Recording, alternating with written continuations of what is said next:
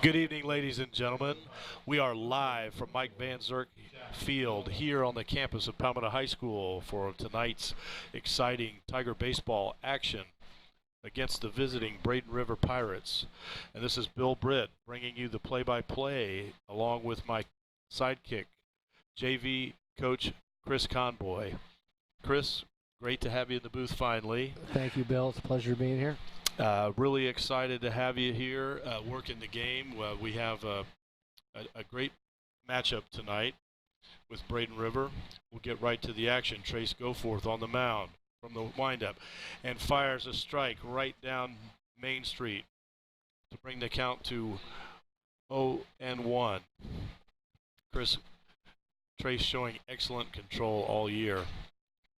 That pitch, though, a little bit high and outside. This batter is a key to the game for Braden River. He's a leadoff hitter. He's got a .452 on-base percentage and 21 stolen bases. So you got to keep him off the bases so that he gets their offense started. Trace a bit high on that third pitch to bring the count to 2-1. You know, Palmetto has struggled to get going offensively early in games. And talking to Rich before the game, he said that he hopes that the team's going to jump out to an early offensive production. We'll see what happens. Well, Trace just bringing the count to 2-2. And a swing and a miss for strike three on the leadoff hitter, Jack Milner. That's a good sign, a good omen to start the night out with a strikeout. We do have the wind blowing out tonight, so we might get a little more offense than some other nights. Yes, I noticed that we got the flag heading in a northwesterly direction, so something to keep an eye on. Number 3, Colin Goda is the batter. Trace throws a pitch. It's going to be a fastball outside, bringing the count to 1-0. Like to see Trace cut down on the pitches so we can go a little deeper into this game and kind of avoid the long counts. That'll be low for ball 2. It seems to me like he's going at a little bit faster pace than he normally does. We'll see if it's just opening inning jitters here. And from the windup, he throws a fastball that catches the outside of the plate. Beautiful location on that strike. Yeah, it's a good pitch. Right at the knees on the outside corner. And Trace again. And there's a drive. It's to deep left center field. Going back, it's going to fall in for a base hit, and the runner is going to advance to second for a stand-up double for Colin Goda. Colin took a high fastball there and hit it over our left fielder there for a double. Pretty outstanding at bat for him. Most of the time, Trace will get batters to bite on that pitch, but Colin Goda with an excellent drive to left center field. Yeah, he's been leaving the ball up a little bit tonight so far. The first two batters, he's going to work down a little better. Zach Graham, the batter for Braden River, and Trace fires a fastball. And that's good for a strike right down the middle. Trace checking the runner on second. And from the stretch, and the pitch, and a curveball just missing the front corner of the plate. Trace has usually been on the mark with that curveball, but again, first inning, probably just needing to settle down before he really finds his groove. And another curveball, and this time he finds that location. That's what we're used to seeing out of Trace Goforth so far this season. He's just been excellent with that pitch. And he's ahead of the count, 1 ball and 2 strikes. He checks the runner, and he's going to bring it home. Another curveball. That's hit up the middle to the shortstop. And Gunnar Wolmer with an excellent defensive play to field the short hop and get the first out of the inning. Check that. Second out of the inning. An outstanding job by Gunnar Wolmer to keep that ball in front of him and get the out on a little play. Bit of a short throw. Saved a run with the runner going to third. If that ball gets away from him, that's a run. He sure did. However, the runner did advance to third, so Trace with 2 outs is going to throw from the windup. And the pitch, and it's going to be a fastball just outside the plate. Boy, that's a close pitch. Kind of hard for batters to lay off a pitch like that, but Zach Graham doing a good job, or check that, Sam Martin doing a good job showing discipline at the plate. Trace with another fastball, and this time he's going to pick up the strike, showing some excellent heat on that pitch. That was probably his... Got the count is 1-1 strike on the batter. Trace, and a high fastball, but Sam Martin doesn't bite on it.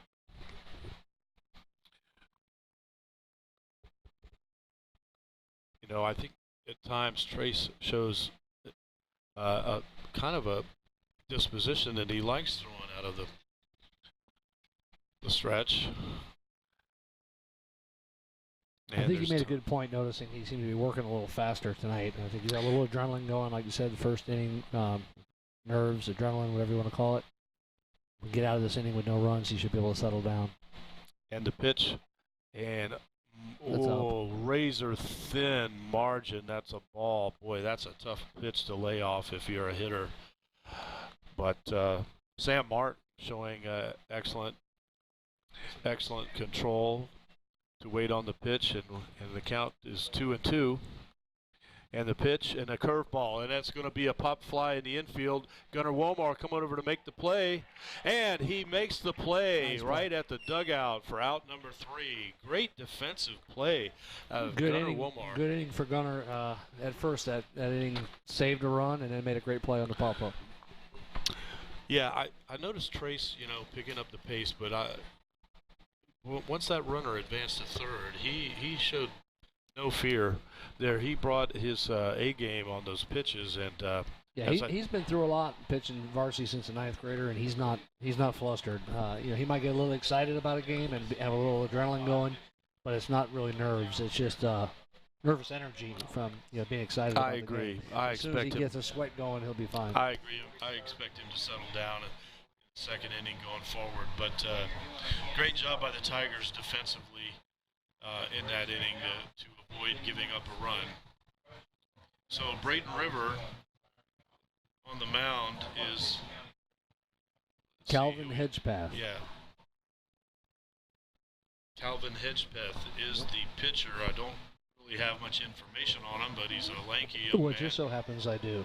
Well, that's why we have the expert here, so I'm going to defer to Chris. He's leading the team in innings pitched. He's thrown 40 innings. He's got 35 Ks, so he's been a workhorse for him.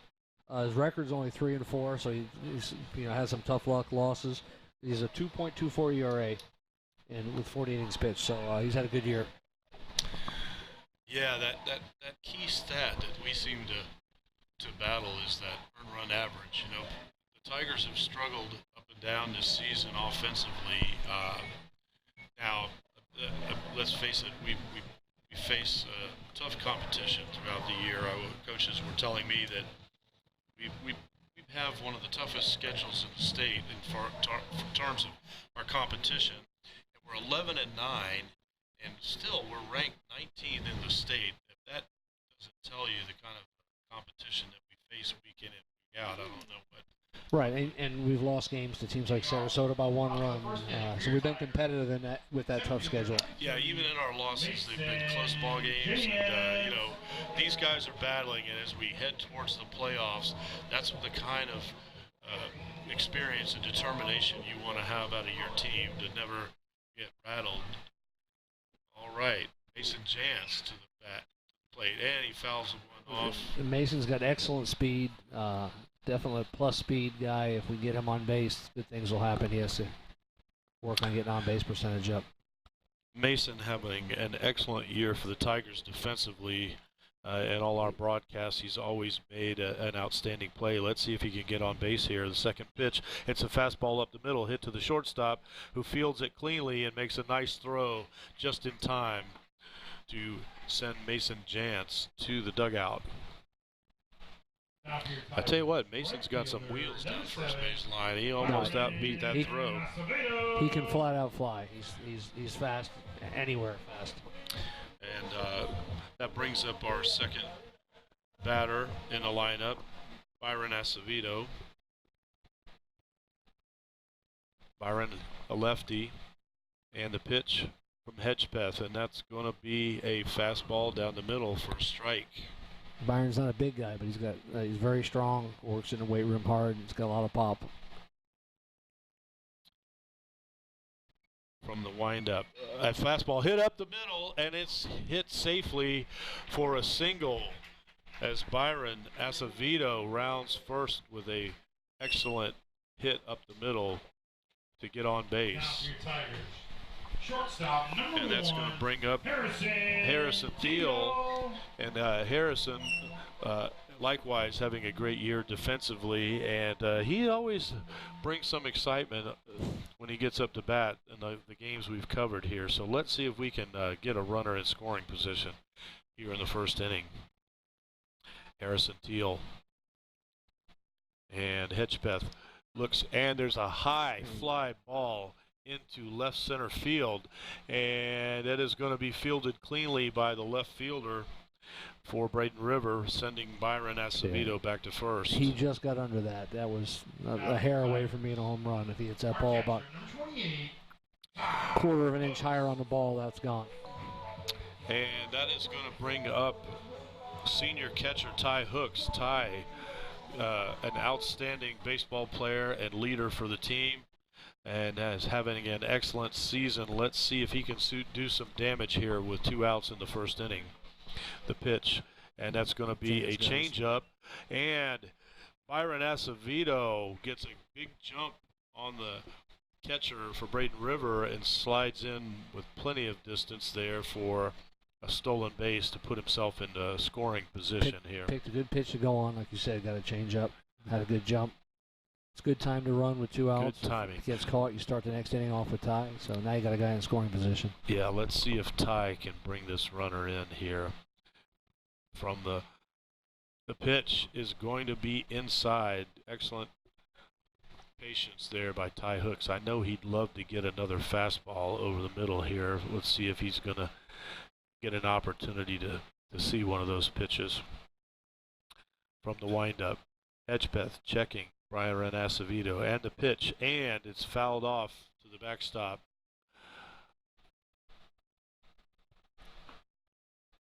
So the count remains at 1 ball and 2 strikes. Ty Hooks. These are situations where coaches keep charts and keep track of 2-out base hits. And I remember when I was in college, Paul Maneri, my coach, stressed that more than pretty much anything else we did. And the throw over to second base, and just in time, Byron Acevedo almost gets picked off. An excellent move there by Hedgepeth. But old Brian, he's got some wheels. You're going to have to catch him napping to pick him off. But I'm sure that he's going to be on his toes here as the Braden River is trying to hold him. And there's a curveball down the middle, catching Ty Hooks off guard. So that's going to retire the side for the Tigers heading into the second inning. Alan Bass due up for the Pirates. Chris, I know Ty didn't get the pitch that he wanted there, but I can't emphasize how impressed I've been with him throughout the season of the games that we've done, both defensively and offensively. As a young man that's going to have an excellent college career, because he is just knowledgeable, works the pitchers well. He has great work ethic. High baseball IQ, all the ingredients you look for. Yeah, he's a great kid and a great leader, and we're fortunate to have him behind the plate. And he really settles Trace down. I'm sure they probably had a conversation about the pace in the first inning there, and amongst other things. But so far, Trace showing his usual acumen with control and mixing up his pitch as well. And we'll see if he's going to slow down the pace just a little bit here from the second inning going forward. Well, coaches like you to work fast. It keeps the defense on their toes. You're not standing around. But every once in a while, you get going too fast, you got to take a step back, take a deep breath. Yeah, kind of refocus. you got that balance between the pace the coaches want and where your comfort zone is. And I'm sure that given the success that Trace has had, I'm sure Rich and the guys are all about letting him work at the pace he feels comfortable. If you get an opportunity, fans, it's not too late to get down here to the stadium and catch exciting Tiger action here tonight. We've got a beautiful evening, a nice slight breeze, great temperature, a great night to come to the ballpark. But of course, if you can't make it, we hope that you're able to catch exciting Tiger baseball action on Tiger Vision, the #1 webcast in the world.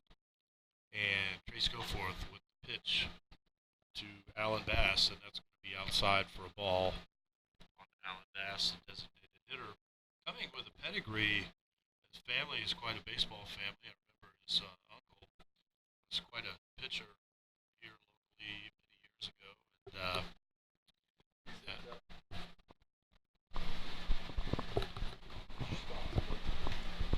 And the pitch from Trace, and a fastball, and I don't know where that was. I had calling that a ball, but boy, was that too close to take.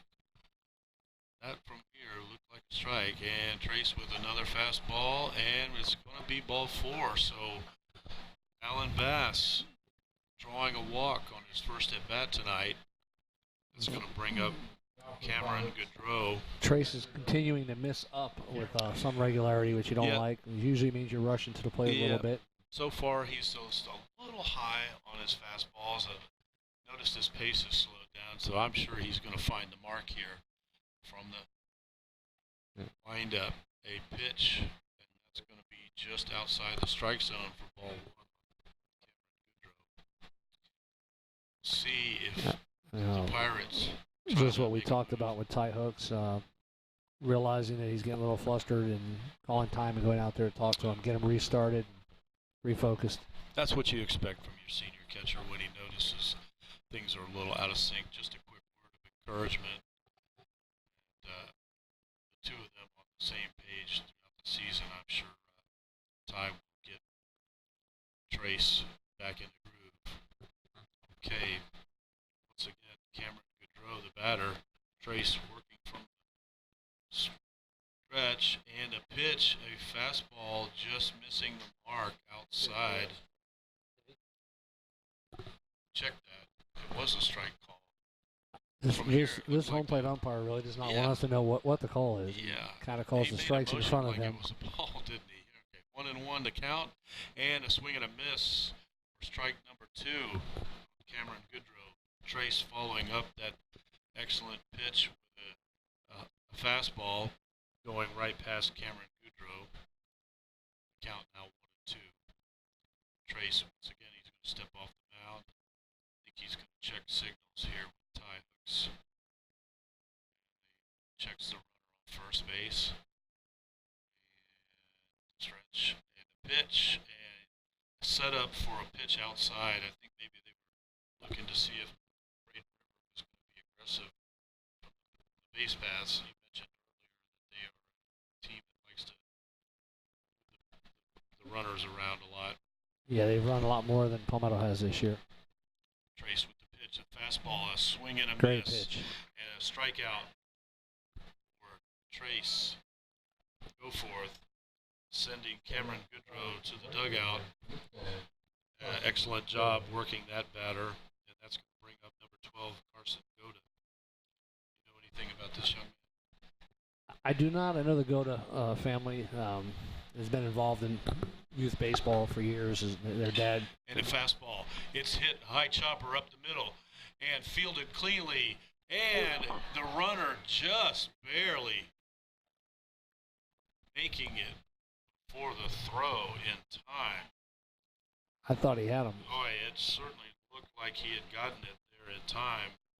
Harrison Teal making an excellent defensive play, coming in on the high chopper. You know, a lot of times young shortstops will wait for the ball to come to them, which means that they are not going to have an opportunity to make the throw. But Harrison, cutting down the time and distance, it certainly looked like he got the throw there in time from our vantage point.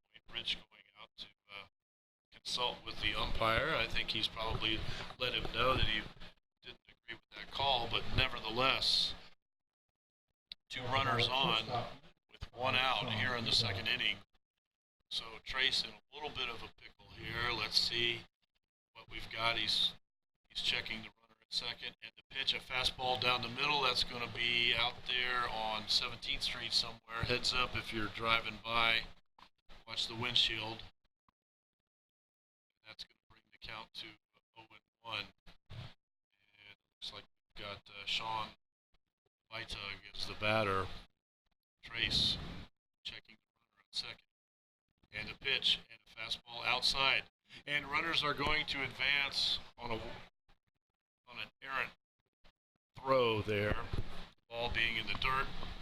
Ty Hook's doing a great job keeping it in front of him, but nevertheless allowing the runners to advance. So 2 runners in scoring position here with 1 out in the second. This shortstop for Braden River, interesting athlete, played JV this year. When he goes to pitch, he pitches left-handed, but he plays shortstop right-handed. So that's amazing. And a pitch just outside Sean Vitug, rather, not biting on that pitch. That's a hard pitch to lay off when you've got 2 guys in scoring position if you're a batter. Trace checking the runners. And a pitch and a fastball. That's going to be a grounder hit to second base. And it's going to get past second baseman Luca Tarava just enough. He made a nice play and kept it in the infield, but he wasn't able to get a glove on it, allowing a run to score and the base runner to advance to first base. So we've got runners at first and third here with 1 out. So a little bit of a jam for Trace Goforth. Trace being the heady pitcher that he is, I'm sure he's going to settle down here and concentrate on getting this batter, which is number 16, Ezra Mason. And the pitch, a fastball, and that's at the outside corner for a strike. That is the kind of location that we're used to seeing at a Trace. A beautifully thrown pitch. Hey, you got to be careful with this. With Ezra's got some power. I've seen him in some home run derbies in his youth, and when he gets a hold of one, he's got some pop. And he's a little bit behind on that swing, sending it over there into the 17th Street traffic, and just missing a moving car. The driver doing a great job defensively of avoiding that ball right there, Chris. Being a Geico commercial. They need to be a sponsor for us, don't they? All right, 2 strikes on the batter, Ezra Mason. Trace. And a fastball outside. Ty Hook's doing a great job to make sure that doesn't get past him. The runner at first had a notion to try to get down to second base and put himself into scoring position, but Ty Hooks said, not on my watch. 1 ball and 2 strikes to Ezra Mason. And Trace is going to make a move to third, and he got him! A pick off by Trace Goforth for the base runner who was caught napping, and an excellent move to third right there. I don't understand that. I don't understand how runners get picked off at third. You're not stealing home. I don't know where you're going. As a coach, that would drive you crazy. It's inexcusable. I'm sure he's going to hear about not being ready on that position, but Trace had the presence of mind to fire to third base and get it out to help his cause here. And now we've got a fly ball into center field, settling under it nicely for out number 3. So Trace working out of a jam there, helping his own cause by a great defensive play, picking off the runner at third base. So after 2 innings, or check that, after 1.5 innings, we have a score of Palmetto 0 and Braden River 1. This is the Tiger Vision Broadcast Network, the #1 webcast in the world. So ladies and gentlemen, if you are out there in our listening or viewing audience and you do have time, make sure you get by here to catch what is turning out to be an excellent high school baseball game against 2 teams, local teams who have a lot of talent. But if not, I hope that you're able to enjoy our broadcast at home, or if you may be viewing in some of our sponsored viewing places. We have got quite a few restaurants that broadcast our Tiger Vision games, and if you get a chance, visit any of our local restaurants that have TV. Chances are that they've got Tiger Vision on. Top of the second inning for your Tigers. Second baseman, number 2, Luca Taralva. Luca Taralva up to bat. Luca having a great job, great year rather defensively. Made a nice play to save a ball that was probably destined to be outfield single, but let's see if he can get something going at the plate. And he takes a strike on the outside plate. Yeah, you knock that ball down, and the guy stops at third, and you end up picking him off and giving up one less run. Now you're only down 1, and we got to try to come back and answer here. The pitch from Hedgepeth is going to be outside, bringing the count to 1-1. Yeah, Luca has having a great year for the Tigers. Let's see if he can get on base here, and he's going to be. Is he hit by the pitch? No. Certainly looked like he was about to take one in the chest there, but I don't know how it got through there. You know, if you or I were standing up there, we'd make a wide target, but he's so skinny, I think he just breathed and was able to avoid getting hit there. Hedgepeth with the pitch, a fastball. It's roped foul down the third base line. Boy, he jumped on that pitch. Chris, you get a chance to work with these young men, I know, because you're the JV coach and you see a lot of the young men we have on varsity. You know, tell us about the overall attitude of these kids. I've been to the practice. There's a base hit up the middle for Luca Taralva as he rounds first for a single.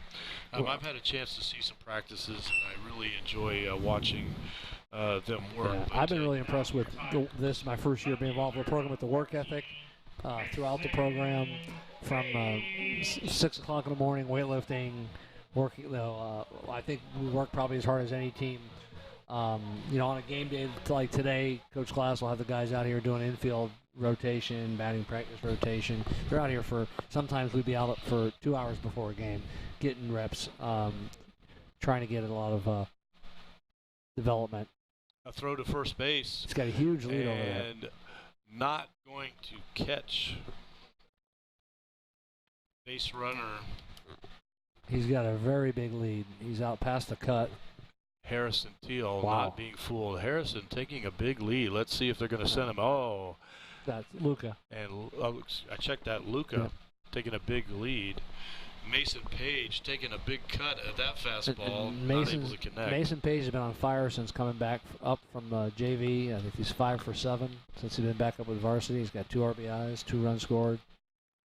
Doing a great job. Hedgepeth checking the runner, Luca Taralva at first base. Luca's going to go ahead and walk it back.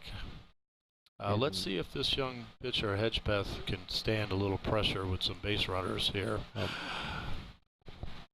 Page has got some bat speed. It's tough to throw a fastball by him. And a throw over to first again. And it's this time, it's going to be called out. We're going to have an argument here between first base coach and the umpire, but as usually is the case, the umpire is going to win that one. And I think our coach has a good argument. I know that the throw was there in time, but the hand was certainly there before the tag. But those are the breaks in baseball sometimes. I like the fact that we're being aggressive, but unfortunately, we're not going to win that situation. So, Mason Page. What I don't understand is I don't think he was stealing, so I don't know why you need such a big lead. Well, that's true. Much like the guy at third. If he's going to be going on the pitch, but he had been there and not. There's a base hit, a drive down the left center field, or right left field rather, line. Mason Page continues to just rope since bringing ball back up to varsity. Mason Page roping a single down the left field line. Sorry, Chris. I got excited there. We got a little offense. Too bad we didn't have our base runner on there. Instead of first and third with nobody out, now we're sitting here with 1 out and a runner on first. Tyler Logan. Losing base runners really hurts you. It looks like Mason Page is going to play it safe and not take too much of a lead as Tyler Logan takes an outside fastball for a strike. I don't know what kind of wheels Mason has, but he's playing it safe over there. He has good speed, not great speed. He runs well, but he's not a Mason Jans. Hedgebeth with the pitch, a fastball inside. Tyler Logan taking a big cut, but is going to miss for strike number 2. I don't think I've seen Tyler in the lineup. Did he come up from the JV? He did start at JV. He's been alternating at some at DH, some in left field with Brecken Fair. So he has been playing regularly. He's a 10th grader. He's got a bright future ahead of him.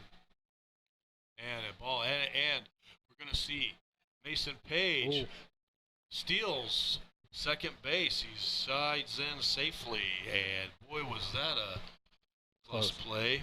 And Tyler Logan, talk about coming from an athletic family that people in this county will know if he's a coochie. So just about everybody at every school knows a coochie in Manatee County. Well, his mom was a coochie. Propagating bunch, those coochies, they're everywhere. We got a bunch of them around here at Palmetto High School. Yes, sir. I think we have the crazy branch of the family that does all the coaching around here, though, from what I've seen. But they are a great group of guys, and we're very fortunate to have several of the coochies on staff here at Palmetto High School. Yeah, we have Pat, the defensive coordinator, Steve Cucci's offensive line coach for football, and then Steve Sr. is a baseball coach. So, yeah, all great guys.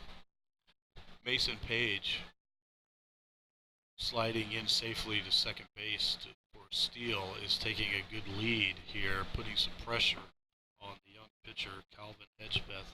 Let's see what Tyler Logan he needs to be can careful because I think Hedgebeth has shown he has a pretty good move. And Tyler Logan just couldn't pull the trigger on that outside fastball. I'll tell you what, that was a well-thrown ball. And in a situation like that, you hate to see a young man go down without taking a cut, but that was a tough pitch. Here's the other 2 outs, runner in scoring positions, same situation as last inning. If you're going to play winning baseball, you got to drive these guys in. Gunnar Wolmer, a young man with a lot of power. Let's see if he can do some damage here for the Tigers.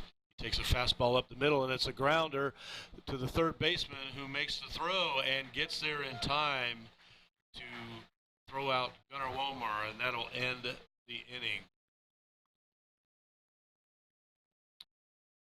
Once again, our score after 2 full innings is Palmetto 0, Braden River 1. We expected a good, close battle. Braden River, a team with a lot of talent, maybe not playing quite the strength of schedule that we have, but anytime you play a team in our county or in our area of the state, you're going to face competition game in and game out. There's really no nights off for high school baseball in this area. No, especially the big schools. If you're playing Lakewood Ranch and Sarasota, I mean, Sarasota is just, it's amazing that, Clyde Metcalf got his 900th win this year, which means if you average 15 wins a year, win 60% of your games, go 15-10, you only have to do that for 60 years to win 900. Hey, that's too much math on this broadcast, man. I'm going to have to get the calculator out if you I'm just stunned by it every time I think about that number, 900 wins. How long has he been there now? I mean, we were 81? Yeah, we were in high school. He was there when we were in high school. Chris and I are about the same age, and he started his career at Sarasota High back when we were in high school. That tells you how long he's been around. And I think he remembers every game. He's got an unbelievable memory. I coached in 92 and 93 at Manatee in the same district with Sarasota. And when we were down there playing JV this year, I walked over to him and said, I don't know if you remember me. He goes, yeah, you were with Carlock, and then you became Kinan's right-hand man. He knew exactly who I was, and I hadn't seen him in 15, 20 years. How about that?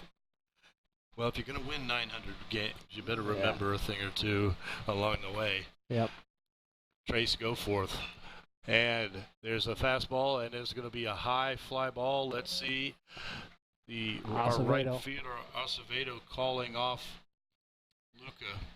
to make the play for out number one. That's what we need to see, one pitch, one out. We need to save some pitch count here so you can go deeper into this game. Hey, the guy's doing a great job communicating. That's a danger zone right there when you've got a second baseman backpedaling at the same time your right fielder's crashing for the ball. Well, as much as Coach Glass practices it, it should never happen in a game because it's a lot of pop fly communication is done on a regular basis with a jugs machine, shooting fly balls all over the place, and guys having to communicate. So they're definitely prepared for it. Trace getting a little bit behind in the count on batter number 2, Colin Goda. Let's see if he settles down. He's got a fastball, and once again with that great location on that fastball of his, does a great job of moving inside out and catching the outside of the plate. Trace with his main pitch working well, and foul ball. Another ball on the inside of the plate that is fouled off by Colin Goda to bring the count to 2-2. Yeah, if you notice, Trace kind of steps a little bit towards third and kind of throws across his body, and that gives him that angle to hit that outside corner with the ball going away from a right-handed batter. Yeah, that's his tell on that. Even if you're a batter or a coach and you see that, it's one thing to see it and another thing to do anything about it. Yeah, another thing to hit the ball is going away from you. Pitch, and just missing the outside of the plate. That's going to bring the count full to 3-2.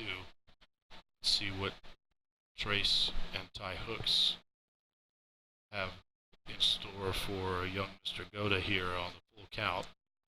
The pitch, and a hit, a slow dragger up the middle, fielded by the shortstop, and throws to first base, but not in time.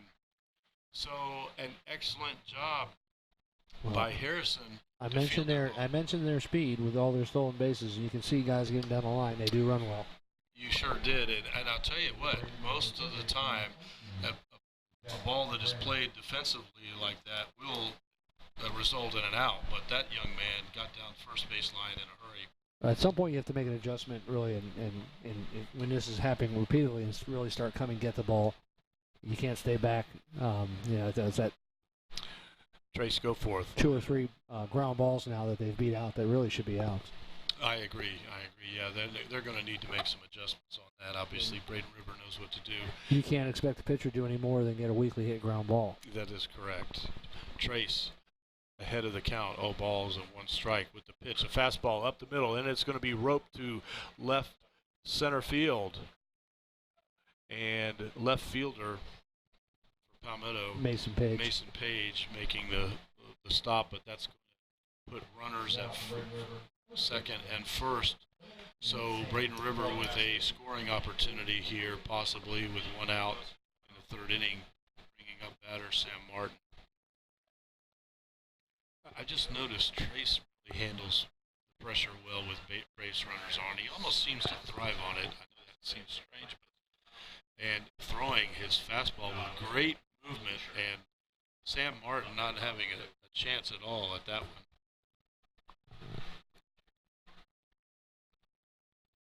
Trace from the stretch gets the signal. He's going to check the runner on second base. No movement there. He throws home, and it's going to be foul tipped. He's brought his best fastball twice in a row. Sam Martin well behind the pace of those pitches. So 0 ball and 2 strikes with 2 runners on. At 0-2, we got to make sure we don't get a ball in the dirt here. If we do, Ty has to block it, keep the runners where they're at. Trace with the pitch, and a ball that's going to be hit out in the 17th Street parking lot. If your car is over there, you're taking a chance in that area with proximity to the field. That's why I park behind the press box. I feel like that's the safest place. Yeah. I park in left field. That's right. Trace with the pitch, and it looks like we had a little bit of a pitch out situation there.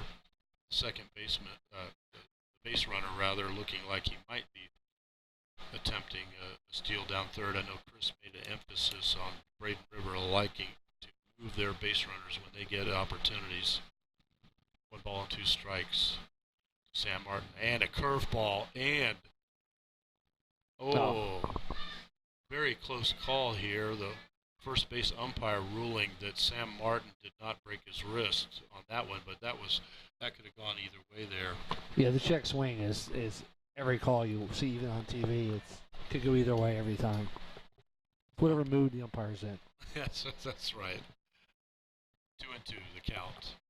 Sam Martin, Trace with the pitch, and another fastball on the outside of the plate. I think he's trying to test Sam to see if he's going to have the patience to lay off that pitch. And Sam didn't bite, so we've got full count here with 1 out, runners on first and second. Trace from the stretch, he's checking the runner at second, and he brings a fastball up the middle, and it is going to go past Harrison Teal and a throw home. And it looks like we got a gutter.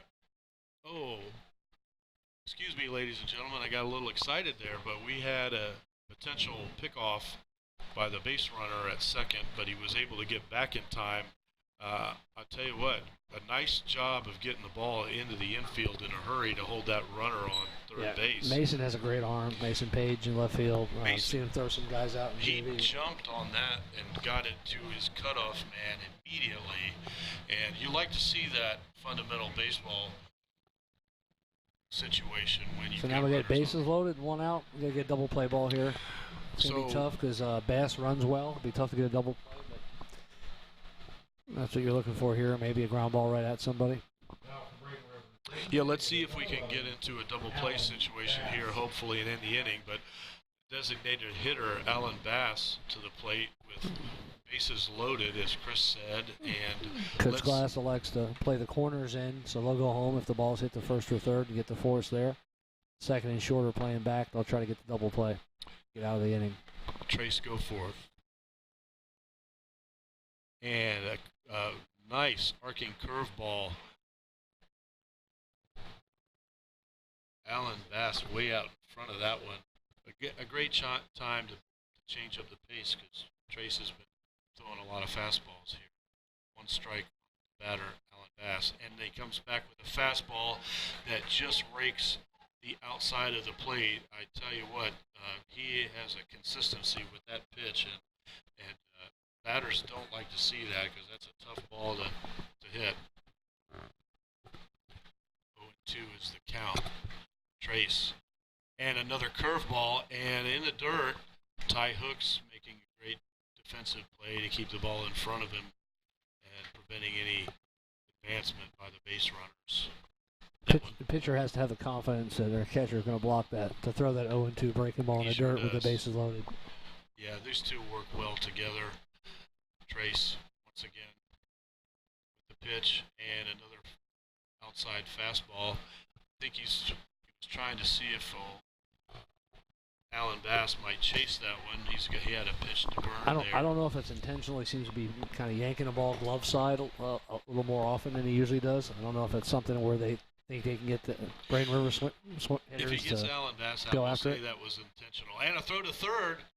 Oh, just missing, picking off the runner. I'll tell you, Trace has got a great move over there to third. Almost with his second pickoff, a runner that was caught napping. You get on third base, your antennas need to be perked up a little bit. Coaches don't want to see a guy lose that position.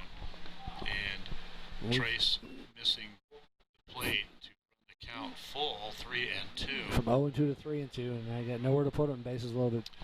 So a little bit of a jam here for Trace to work out of. Bases loaded, 1 out, full count. And the pitch, and it's a fastball, and just missing. Wow. That's going to bring in the runner from third on a base on balls for Alan Bass. Ty Hooks going out to settle Trace down a little bit. I'll tell you what, that's a pitch that could have gone either way there. You can't lose a guy you had 0-2 with the bases loaded and end up walking him. Yeah, I think Trace seems overall so far to be pressing a little bit than he normally does. Let's see if he can regain. He doesn't seem to be challenging hitters the way I've seen him do it in the past this year. He seems to be throwing out of the zone more. rather than pitching to contact. I'd like to see him be a little more aggressive and challenge and go after these guys. Bases loaded and 1 out. The pitch and a high fastball has Cameron Gaudreau guessing on that one. He wasn't anywhere near touching that ball. That was a nice comeback pitch by Trace. He never seems to get too rattled, so I expect him to bounce back from that last batter. Another fastball down the middle that's going to be fouled into the backstop screen. Run the count to 0-2. Let's see if he can put him away this time. Another guy at 0-2. He had the last batter 0-2. He wasn't able to put him away. And the pitch, and that's going to be a high fastball. Ball 1. They seem pretty disciplined at the plate. They don't seem to be chasing those too often on the 0-2 pitches, and we're continuing to try to get them to chase pitches out of the zone. They just seem to be content to take them. Yeah, they're definitely showing some discipline from Braden River on that. And another high fastball. That's the kind of pitch. That's a tweener that you hate. As a batter, boy, you're tempted to lay into that, but again, showing good discipline at the plate. Especially with 2 strikes, to be able to have the confidence to take those pitches with 2 strikes. 2-2 is the count. Trace with the pitch. It's a high fastball, and this time Cameron Gaudreau could not lay off a beautifully thrown high fastball by Trace. Go forth for out number 2. That's going to bring up Carson Goda. Check that, Colin Goda. Nope. I stand corrected. Carson Goda, number 12, with bases loaded once again. And a ball that's going to be well outside the strike zone there for Trace. 2 outs. Bases loaded. Palmetto down 2 runs. Trace checks the runner. And a fastball up the middle, and that's going to be fouled off for strike number 1. He's got his fastball working quite well so far in this game. All the batters for Braden River have been behind in their swings. Let's see if we can keep this going. 1-1 is the count. And the pitch. And that's going to be a low fastball for strike number 2. And that looks eerily similar to the same pitch that was called as a ball to send the designated hitter down to first. You always think that's a head scratcher. Well, you just want him to improve, and he got it right this time. So that's all you. And a curveball catches the batter, Great Cameron pitch. Goda, or Carson Goda, napping for strike number 3. So Trace Goforth working out of a jam and what could have been a potential disaster inning for Palmetto. I think we'll take giving up 1 run and getting those base runners from Braden River off the field and back on defense. We got to get some offense going. There's we got 9-1-2 coming up the bat here in the batting order, and 9th hitter, and then top of the order, and we'll see if we can get something going. Yes, as Chris mentioned, we're getting back to the top of the order, so let's see if we can pick up the offensive pace a little bit here in the game. We're still in the 3rd inning. A lot of baseball left, and once again, ladies and gentlemen, a beautiful night here at Van Zurich Field. A little hazy, overcast clouds, nice breeze blowing north. Great turnout for this game between Palmetto and Braden River, but plenty of seats available. Come on down to the ballpark if you get a chance, but if you're not able, hope that you're enjoying a broadcast from Tiger Vision, the #1 webcast in the world. Third baseman, number 4, Maven Gordon. Number 4, Maven Gordon leading off. Maven, another great kid who has excellent speed, great defensive player, and he moves up and down the lineup in the batting order, which he's got surprising a little pop for a guy who's not very tall, not very big, but he's got a little pop. He's a strong kid. He's athletic. See, his older brother was a 6'5" wide receiver that played at Manatee when I was coaching football at Manatee. Right. A few years back. Maybe taking a strike on the first pitch. The second pitch going to be outside for ball 1. Yeah, he's a nice young man. I have a chance to visit with a lot of the varsity players. Yeah, really he comes from an athletic family. His dad was in the CFL Hall of Fame, I believe. He was a big-time CFL player for a lot of years, and in football. Maven's a little shorter, but he's got the athletic ability. Maven fouling off that last pitch to bring the count to 1 ball and 2 strikes. And the pitch from Hitchbeth, a curveball, and he's going to hit it down the left field line for a base hit. A nice piece of hitting on waiting for that curveball to break just right, and he drives it down left field line for a single.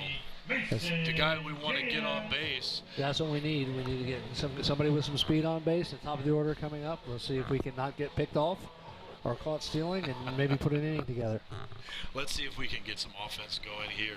Mason Jantz, the leadoff hitter, up to bat with a runner on. Maven Gordon. Hedgebeth checking Maven. And the pitch, it's going to be a fastball down the middle, and it's a high fly ball deep to left field, and it's going to the fence. He dropped it. That's going to allow Maven Gordon to advance to second base, so a big break for the Tigers there. Yeah, Maven couldn't really go much farther because the guy got his glove on the ball. If he catches it, you got to go back. So he was kind of hanging around second base, waiting to see what's going to happen. And it looked to me like the left fielder lost his footing a little bit just before trying to reel that ball in, and that may have contributed to the drop, but we'll take it. I couldn't tell if he lost his footing or if he was jumping up for the ball. But maybe it was a little bit of both, but we're happy for the error to work in Palmetto's favor. So with no outs.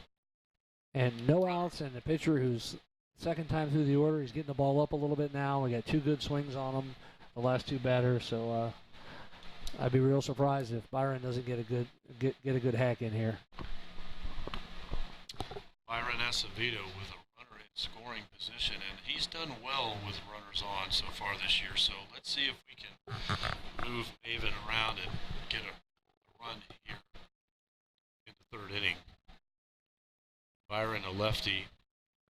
Let's see if we have an opportunity and a move to second base, but no throw over. Maven doing a great job of getting back. I tell you what, you're gonna have to really work hard to pick off Maven Gordon on second base. A young man, a very heady young man baseball-wise, and very quick. But he's got Hedgebeth's attention, and an attempted butt that's going to go foul over to the concession stand, which, hey, we got some great specials on the concession stand. It's not too late for you to get down here to the park and enjoy some of Miss Mary's food.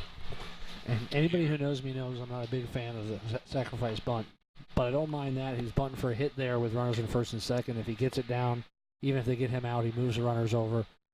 I like that play. Let's see if it's still on. No. Rich changing up the call, so it looks like Byron is going to be given the green light here. I believe so. He's one of your better RBI guys. One of the leaders on the team. You already have a guy runner in scoring position. I think you got to let him take his hacks. Maven Gordon taking a nice lead on second base. He's ready. If we can get this ball into play, he's going to go. And there's a time call that played by home umpire. Yeah, anything we can get contact or any kind of fly ball, I would look to see Maven making it into home with his speed. Hopefully we can get a base hit or a deep drive in the outfield and bring a runner in here. Maven with a big lead.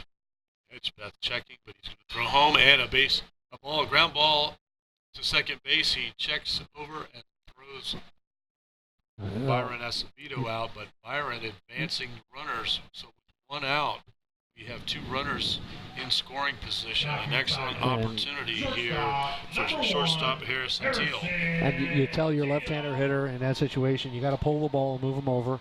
You don't want him hitting the ball the opposite field and them getting a force. So even though he didn't beat it out, he got 2 runners over and there's only 1 out. And now Harrison has a chance to drive in a couple of runs. Harrison Teal. Looks like he's ready. Let's see if we can get some offense going here. With one out. Hedgepeth, the throw, and that's going to be down in the dirt for ball one. That was a nice block by the Braden River catcher. Save a run there. I tell you what, if you don't have a good player behind home plate at the high school level, you're asking for trouble. You're asking for trouble, and that young man making a nice you're not going play. to have pitchers with the kind of command they have at higher levels, so you need to have a guy back there that can control things. There's a fastball down the middle, and Harrison Teal taking a big cut, but not able to connect to even the count at 1-1. Well, Harrison looked like he wanted to hit. Yeah, he was a little anxious. He was. I think it was actually a changeup. He was out in front of that. He sure was, yeah. And the pitch, a fastball outside, good discipline there by Harrison. All three pitches have been pretty much low and away, off speed, and I think with first base open, they would have no problem walking Harrison right here. They're going to make him hit a bad pitch. I'm sure that Braden River has the book on Harrison. I know we've played them at least once this year, and Hedgepeth not wanting to give Harrison Teal an opportunity to drive in any runs here.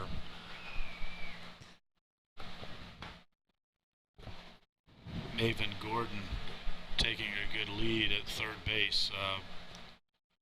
Let's see, the pitch is going to be a fastball up the middle. It's fouled off into the backstop there. That's a much better pitch than I expected him to get.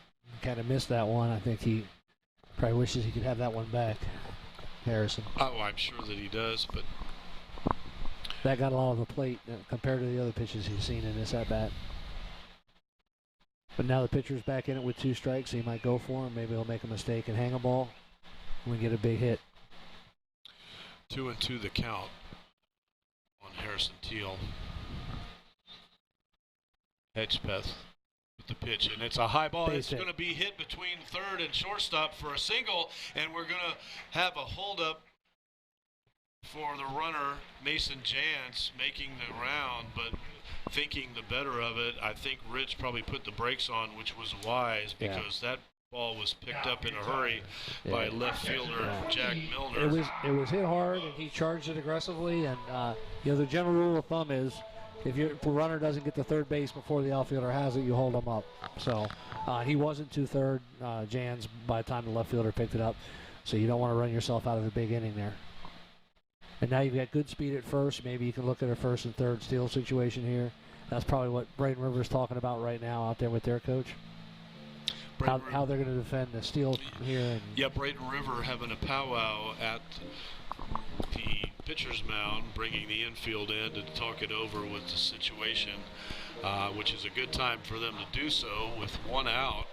Palmetto scoring to cut the lead in half, the score being Braden River 2, Palmetto 1, with runners on the corner and 1 out.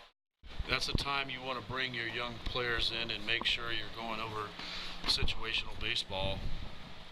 Yeah, so many things can happen here with 1 out. You could be looking at a bunt defense. You could, like a first and third with 1 out, perfect opportunity for the safety squeeze. You got steals. You got fake steals where guys will run and try to get in a run down, steal a run off a third.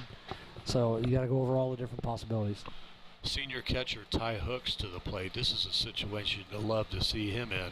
And he's looking to bunt, and he's going to get a called strike there. So no go for the bunt. I kind of see both sides of the argument for a bunt in this situation. I don't know if he was bunting. I think it was a take, and he just showed bunt. I think he thought Harrison was running on the pitch, and he was going to take it. I will defer to your strategy. The way he reacted, I think he was just sticking the bat out there. He was a little too obvious, wasn't he? But he's going to take a inside fastball for 2 strikes. This is a situation where baseball's changed, and when you and I played 0-2, the coach would want us to put the ball in play. If he just stops the ball in play, it's a double play on a ground ball. So take a big hack. If you strike out, give the next guy a chance. Don't hit into a double play. That's the analytics. That's the modern baseball. And there's going to be a ball with. Now we don't have to worry about the double play. We don't have to worry about the double play as base runner Harrison Teal advances unopposed to second base. So and one out. Braden River's playing back. They're willing to give up the run. So now you slap a ground ball, you get a run in, and tie the game. I'm kind of shocked they're not playing Ty in. Hooks up to bat for Palmetto, and a fastball inside, and he drives it deep to left field, and it's going to fall beyond the reach of the left fielder, and that's going to score 2 runs to give Palmetto a 3-2 lead. An excellent job of hitting by senior Ty Hooks. Exactly what you want out of your senior catcher. Good base running too. Harrison got a good read on that on second. Runner on third was tagging up, and Harrison got a read, saw was over the left fielder's head. Scored easily, no play. Outstanding play to give the Tigers the lead, and I'll tell you what, that left fielder, he played in just a little too shallow on that situation. He might not have heard us talk about how the wind was blowing out. He must not have been on Tiger Vision tonight. I don't think he caught our act, did he? No, he needs to get that on his cell phone in the dugout. Hey, the #1 webcast in the world. You don't want to miss it. You never know what gives you bits of strategy you might some great information. And a throw over to second base, and just getting in under the tag. Braden Fair is running for Ty, running for the catcher. Pitch running for Ty Hooks. Almost got caught there. I'm sure he's going to be on his toes going forward. He is in scoring position with 1 out. Look at Turalva. And there's a drive to right field, and is it going to stay fair? It just falling out of play. A nice piece of hitting opposite field because the right fielder was playing him well to the left, and if that had fallen in, Luca could have motored around for at least a double in that situation and probably scored maybe a triple. Or a triple and scored the Fair from Brendan second. Fair from second base. So a nice job of trying to go opposite field. Brings the count to 0-1 on Luca Turalva. And Brandon Fair taking a big lead at second, and a fastball up the middle. It's a grounder, and it's going to go through the hole. And check that, Brendan Fair is coming in home, and he is going to be thrown out. A close play at the plate. A close play at the plate, and Rich Glass coming forward to protest the call. And I wonder if we have an opportunity for an appeal on that one, because it certainly did look like he was there in time. But Chris, I thought he was late getting into his slide, and sometimes when you do that, you give the appearance that you're not in time as much as you should be. I thought they got him. I'm kind of surprised he sent him. You want to try to, I know you want to force the issue and try to make the other team make the play, and they did. They made a good throw on the relay. Great base running by Luca, though. While everybody was staring at home plate and talking about whether or not Breckin Fair was safe or out, Luca came all the way around the third. A heady play by Luca Turalva. Even though there's 2 outs, and now he's in position to score on a pass ball, a wild pitch. And the Braden River coach coming to argue that time had been called, but I don't think so. He was well past second base when the throw was made to throw out Brendan Fair, so I don't think that he's going to win this argument here. No, I didn't see anybody call time. I don't see what he could be arguing. Other than the fact maybe he thought Coach Glass was walking towards home plate, but there's no rule that says you can't do that. He's out on the field coaching third. So.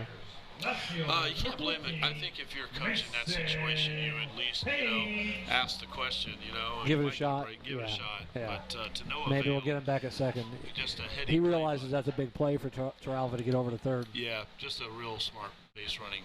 And we'll see if Mason Page can keep his hot hitting alive and drive another run in here.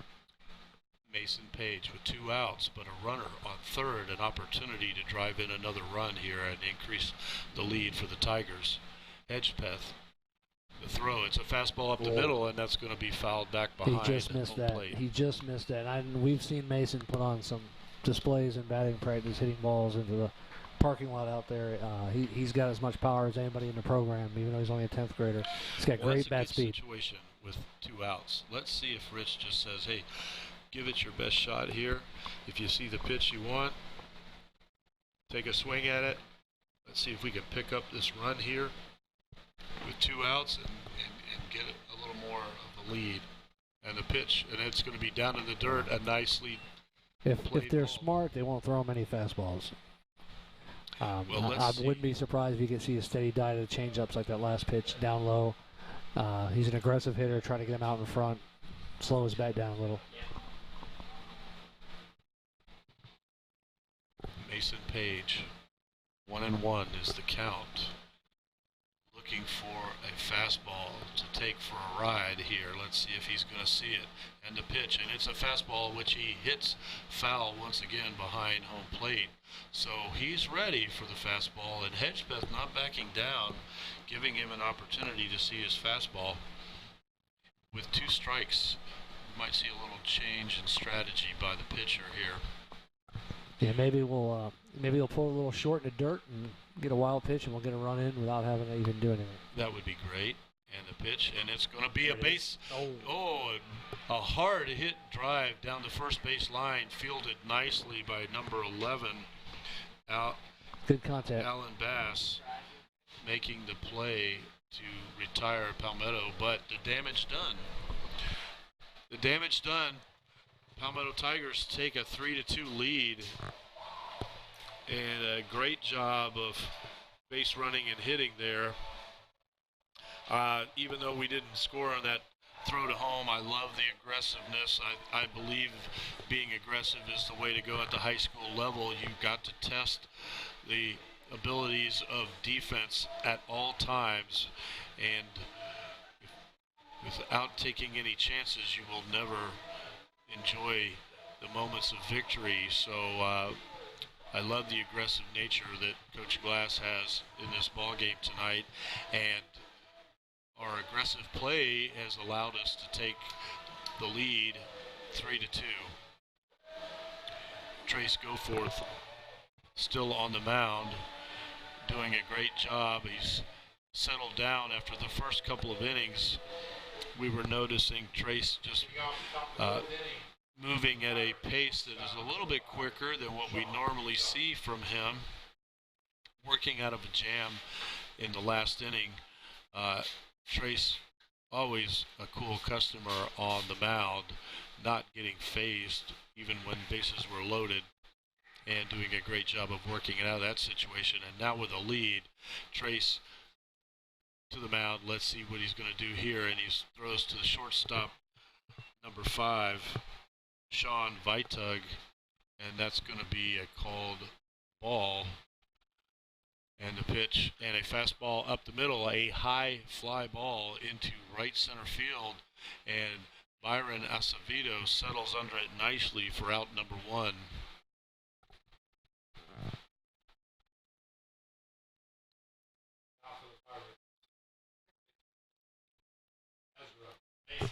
That's going to bring up Ezra Mason.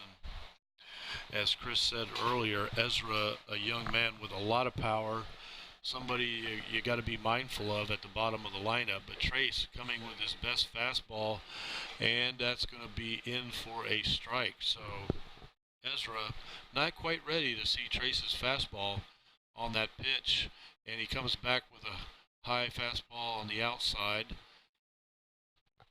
Ezra Mason not biting on that pitch. That's going to bring the count to 1 ball and 1 strike. The pitch, once again, a fastball. This time it's going to be just outside the strike zone for a 2-1 count on Ezra Mason.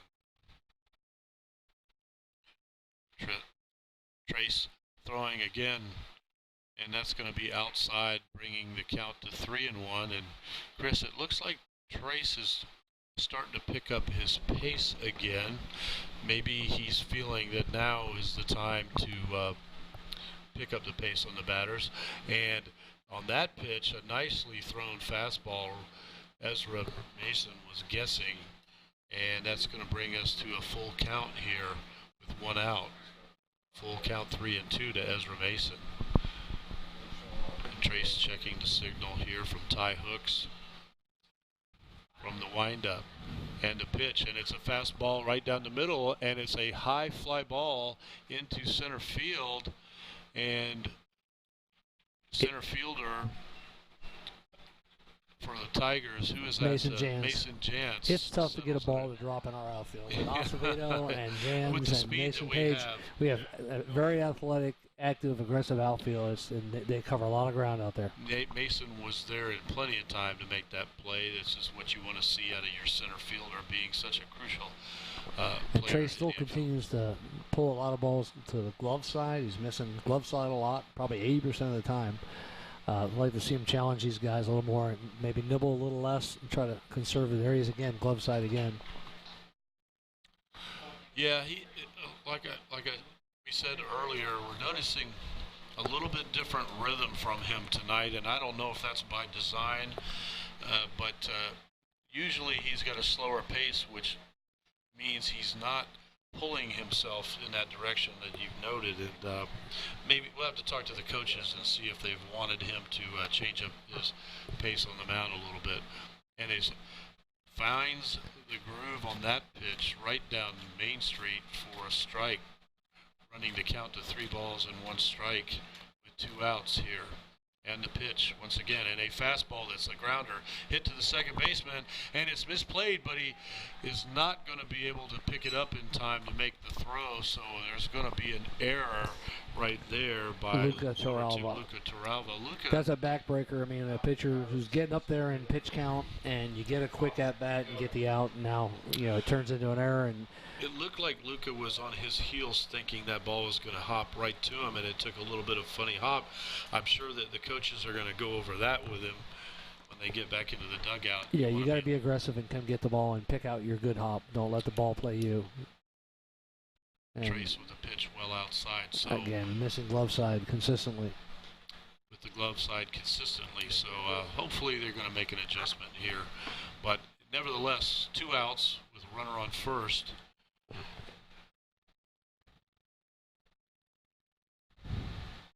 And Trace with a fastball just missing there. Wow, that was pretty close. But as you can see, once he gets into the windup, he's slowing down his pace quite a bit as the stretch, and now that time he did not go quite so far with that stride. So I've just noticed, in the consistency with his pitching, that he tends to adjust his footwork a little bit more when he's got runners in scoring position, and that's, I think, why he's had so much success when he gets into jams. He's able to work out of it, getting a word from shortstop Harrison Teal to settle him down. Count 3-0, and a fastball down the middle. Oh, just catching the outside of the plate. That's what we're used to seeing out of Trace. So 3 balls and a strike with 2 outs. And the batter, Colin Goda, for Braden River.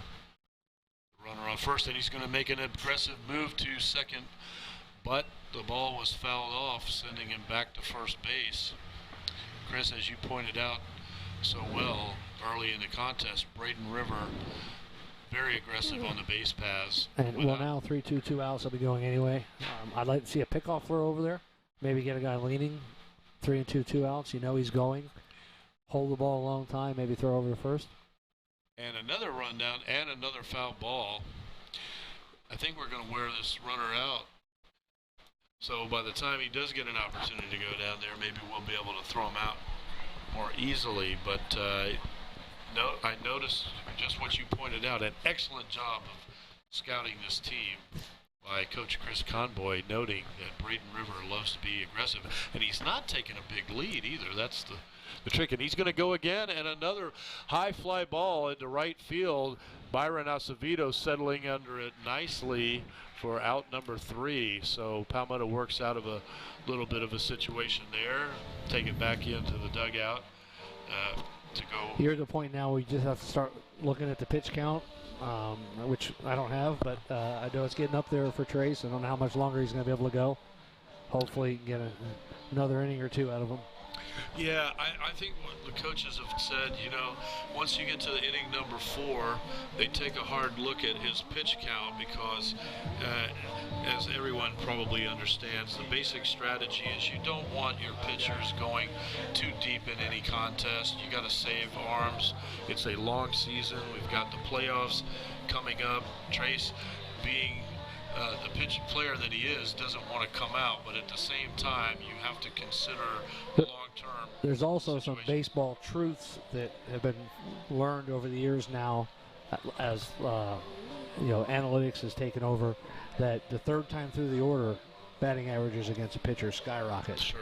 So, and not just because they're getting tired, but the batter's seen all your pitches. He knows what your fastball looks like. He knows what your changeup looks like.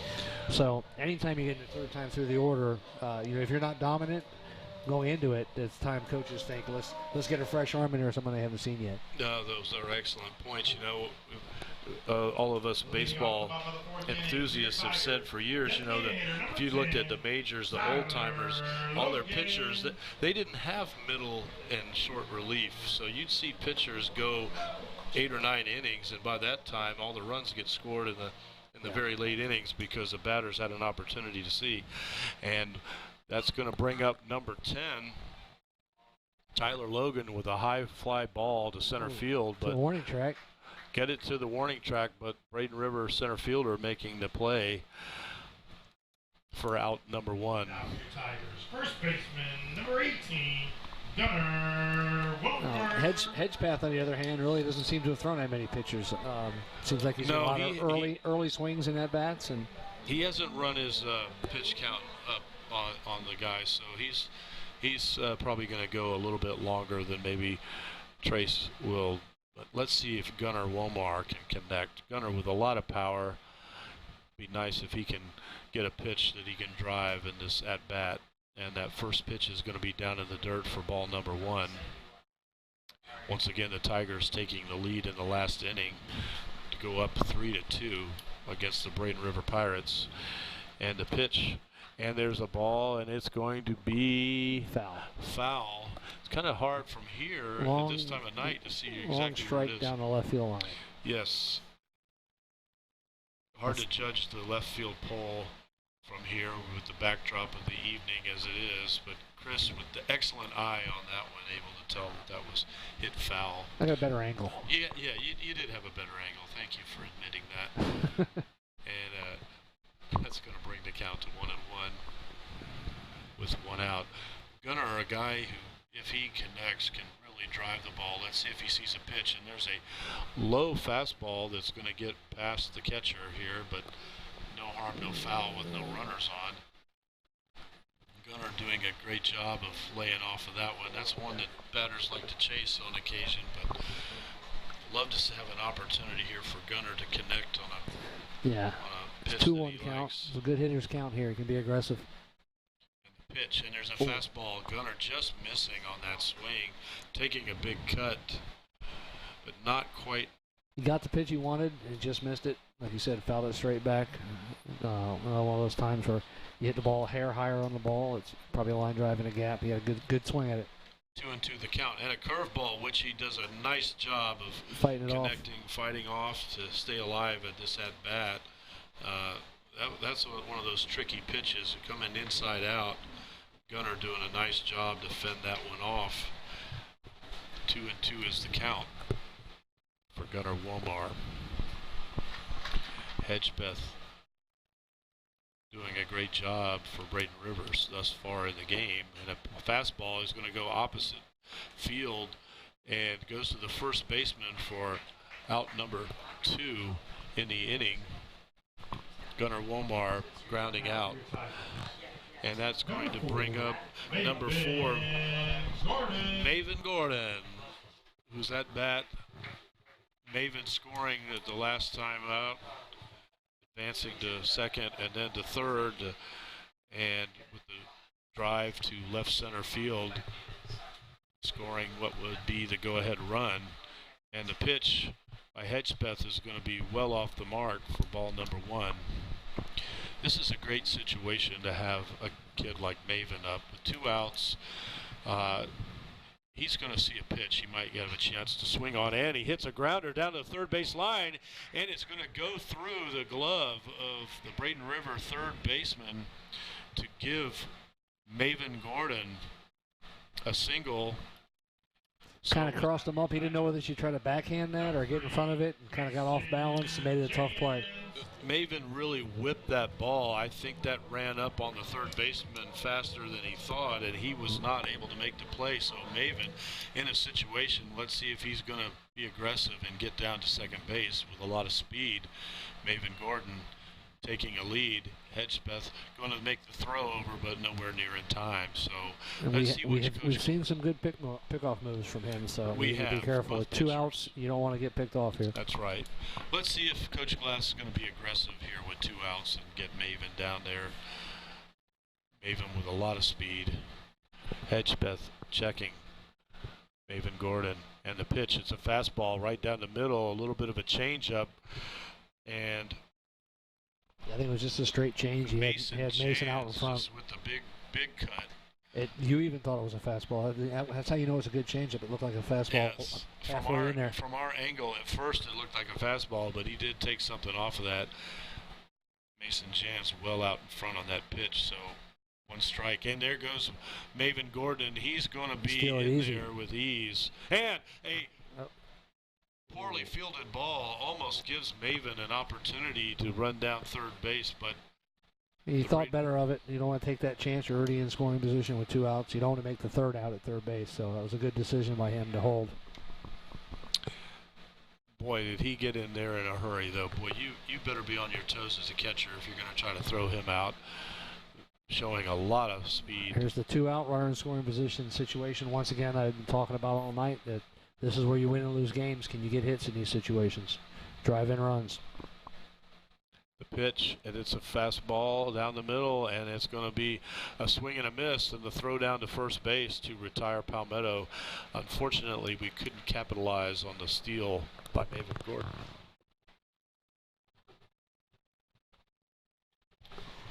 Yeah, my college coach, that was the #1 thing on the chart.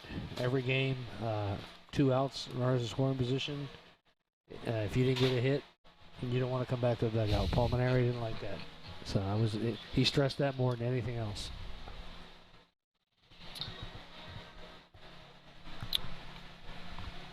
Well, fans, I tell you what, it's turning into a beautiful night down here. If you're watching at home or at one of our sponsors designated locations like Hungry Howie's right here near the Palmetto High campus, or Wing House in Ellington, or Jack's Playbook over there by the Walmart here in Palmetto. If you're not able to get to any of those places and you're watching at home, we hope you're enjoying the telecast for Tiger Vision, the #1 webcast in the world.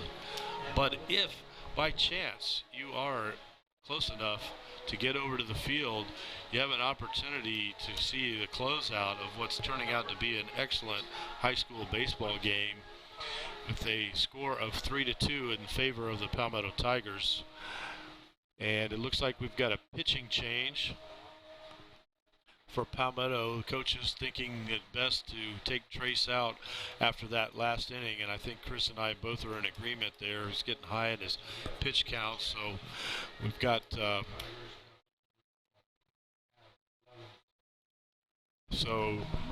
and Adam has an excellent curveball. Adam Leving, the pitcher for Levens, Palmetto. yes. Levens, yes. Adam Levens coming in. He normally has a great breaking ball. Good control, not overpowering fastball, but he's a strike thrower with a good breaking ball.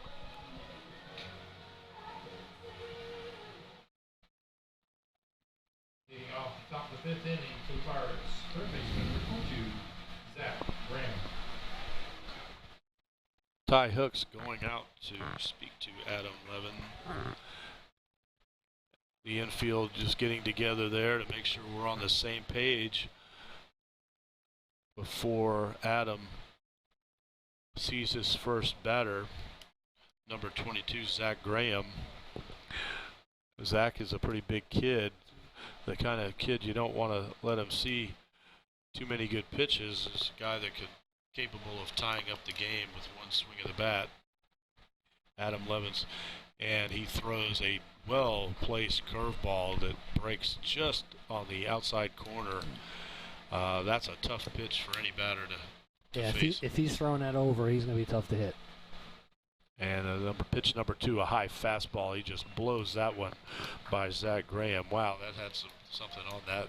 Yeah, it was well placed as well. Ty was calling for it up high, threw it up out of the zone, got him to chase, and he'll probably come back with another curveball here. Adam Levens quickly jumping out to an 0-2 count, and that one is going to get away from him and strike batter Zach Graham to give him a free pass down first base. Unfortunately, he got that pitch get away from him after 2 really well-placed pitches prior to that.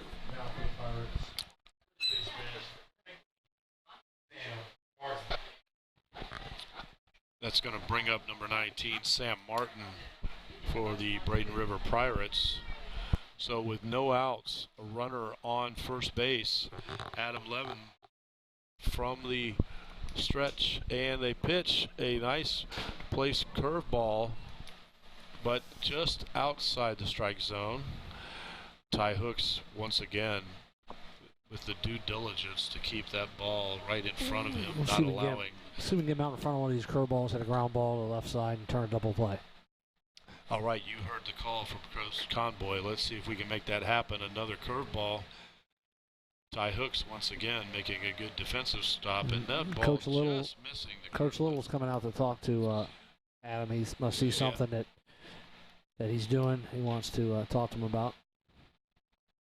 The pitching coach for Palmetto, Jimmy Little. Yeah. He's also working very fast, almost at a frantic pace, much the way Trace was being in the game. I don't know if it's this is a crosstown rivalry. They know a lot of these guys. They grew up with them. Maybe they're a little excited. And, you know, it looks like Coach Little's just telling him exactly that. Hey, settle down. You don't have to be in a hurry. Let's get our locations right. Take our time out there and execute. The hitter, properly. Sam Martin, is our leading home run hitter. He has 2 home runs, so it's another guy you don't want to make a mistake out over the plate. With some power, but Adam Levens with a nice fastball down Main Street for strike number 1.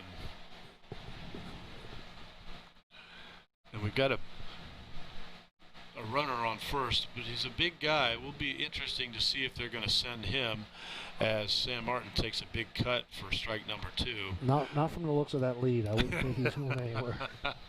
I think he's playing it safe. One of the few Braden River players who may not be a threat to try to steal second base, but Adam double checking. If he dives, he might miss the base to the foul side. He might.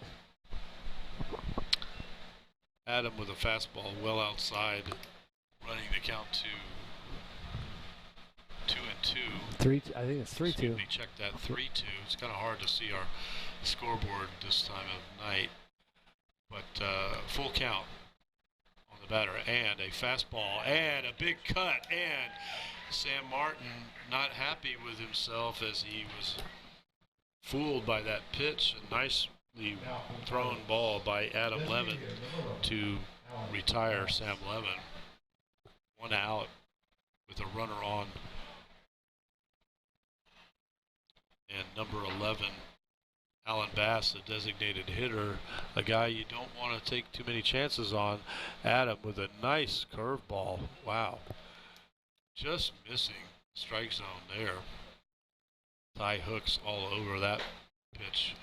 You know, every time you see a ball that gets thrown like that could be misplayed, you just can't help but appreciate the kind of experience and talent you have behind the plate to keep the runner at bay. And there's another fastball just missing outside. The pitchers have to have a trust in that catcher, and in order to pitch effectively, you got to throw the ball low, and you got to be willing to have the ball bounce in the dirt. And if you don't, you keep the ball up, you end up getting hit hard. So it's great that you take it for granted when you have a catcher like that. And the ball hit to shortstop, and a turn 2, and just missing on a double play but well executed by Palmetto, just not quite in time, maybe a half step from turning the double play. I think he still has to come get that ball a little bit. I think he's sitting back on it a little too much, and Luca made as good a turn as he could. And yeah, he was a little bit on his heels, but still a very close opportunity there, just missing the double play. But with 2 outs, working ourselves out of a little bit of a jam there, and a curveball missing the mark for 1 ball. And Ty Hooks is just putting on a clinic now, blocking these curveballs, pitch really after pitch after pitch. If you're at home watching and you might think, boy, that guy, he's not doing a very good job. It's just the opposite. He is doing a fantastic job of keeping the ball in front of him and holding the runners. And Adam Lemons, nice curveball on that pitch. That is a tough ball to hit, folks, if you're watching at home. Be interesting to see if Braden River gets aggressive here. He's got a little bigger lead. Maybe try to get a guy down in the scoring position with 2 outs. 1 ball and 1 strike to the batter. And another curveball hitting up to the middle to the shortstop. That's the way to come get the ball. And he aggressively fields the ball, getting the ball to Gunnar Womar for out number 3. And that's what you like to see out of Yeah, that's just what I was talking about. Coming to get the ball when the ball's hit and picking a good hop out and don't let the ball play you. I tell you, folks, with the kind of insight to the baseball we have with Coach Conboy, he's just really not getting paid enough for this job. I might have to buy him 2 hot dogs. I am going to renegotiate, I think, after this. After the ratings come back in. All right. You negotiate my contract and I'll negotiate yours. Color commentary on the #1 webcast in the world? You got I would think right. you'd make big money doing that, wouldn't you? So send in checks to Palmetto Boosters, ladies and gentlemen. By the way, I haven't given a plug for that. When I'm not having fun here at Tiger Baseball Stadium, I moonlight as the Booster Club president, and I just want to say to all of our fans and booster members a hello and a thank you for a great year that we've had with the boosters. We have record number of members. Well, we have a lot going on right now, too. We just had the fishing tournament. This weekend we have a all-you-can-eat pancake breakfast. That's right. We have a pancake breakfast to support girls basketball that will be at Jack's. I promised Coach Corbett that the Conboy family would be there. So I'm glad that you're going to be there. I will be there as well. So the next weekend we have the golf tournament for football. So we've got busy times. All kinds of exciting events surrounding. It's a veritable plethora of recreational activities. It is a cornucopia. A cornucopia, if you will. So the pancake breakfast goes from 8 to 11 at Jack's, which is on Haskell Road, next to Walmart and behind Dunkin' Donuts. Correct. Please get there. It's $10, all you can eat, and it's going to support our ladies basketball team. And then we have the big golf Coach Corbett. the following weekend. Coach Corbett's going to try to bring her whole team to camp, and that's what she's, the main fundraiser for, is try to get these girls some exposure to colleges, get them to come together as a team, and she does a great job with the girls basketball team. I used to work with her at Buffalo Creek. She's an outstanding coach and young lady, and we're very fortunate to have her here at Palmetto High School running the girls basketball program. And that brings us to a ground ball hit by Byron Acevedo and just missing getting to first base safely, but Braden River able to make the play, so Byron Acevedo is the first out, bringing up number 1 Harrison Teal.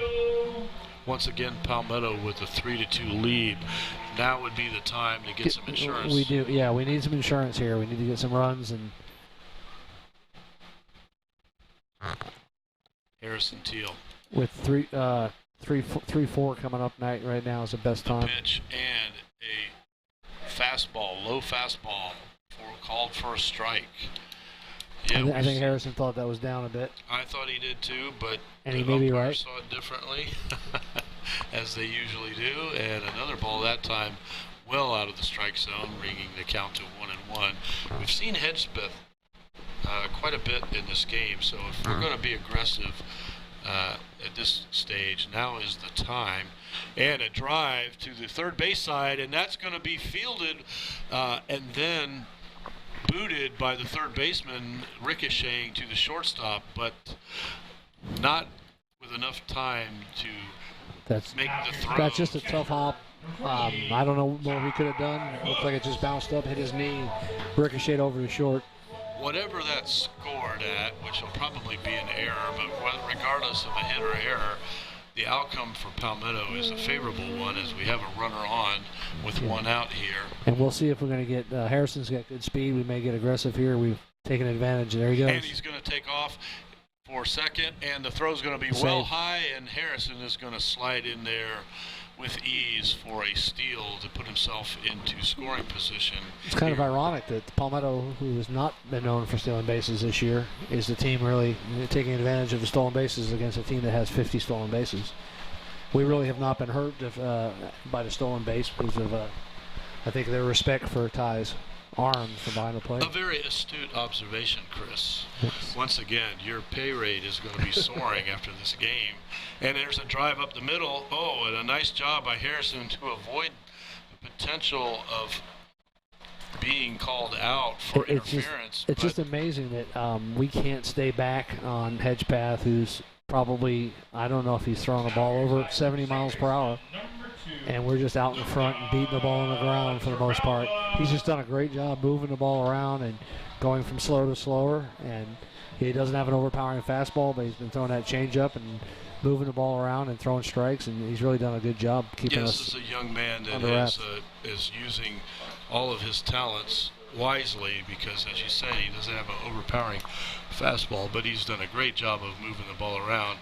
And there's a perfect example where he gets a nice fastball strike against Luca Toralva. It's going to be a good time for a wild pitch here. Let's see, we have 2 outs in this inning, but we do have a runner on third. Let's see if we can move him over, and that's going to be a ball down low on Luca to bring the count to 1-1. You know, I'm not sure what Coach Glass will think in this situation. Luca's struggling this year a little bit with runners in scoring position, so we'll see if he's going to get the green light here.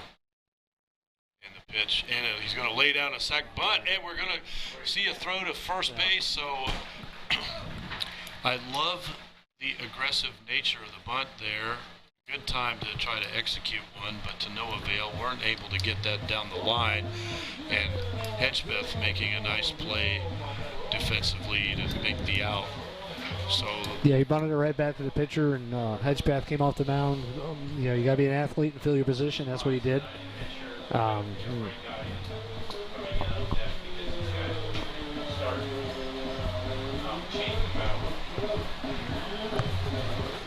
So once again, ladies and gentlemen, as we hit the home stretch of this contest, we've got what is turning out to be another excellent high school baseball game. I tell you, I can't help but be impressed throughout the season. Every game that we've done, we see top-notch competition week in and week out.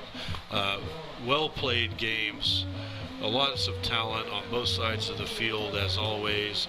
Every team in our area on any given night can pick up a win. So there is no break in the schedule. You're constantly going to be facing top-notch competition. It was the same way with our JV team this year. We played Sarasota 3 times in a 6-day period. That's brutal.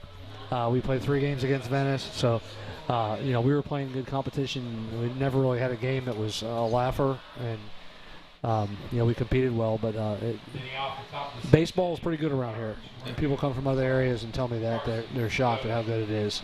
And you know, when you're running the JV program, you don't want those easy games. You want your kids to get used to the pressure of facing top competition. I wouldn't mind a couple though. We have 21 guys, and you want to play a bunch of different players. It'd be nice to have bat through the order 6 times. I was going to say with a coach of your caliber, but you know, all right, we'll see if we can get an easy game. He was shorting the bunt there for a hit.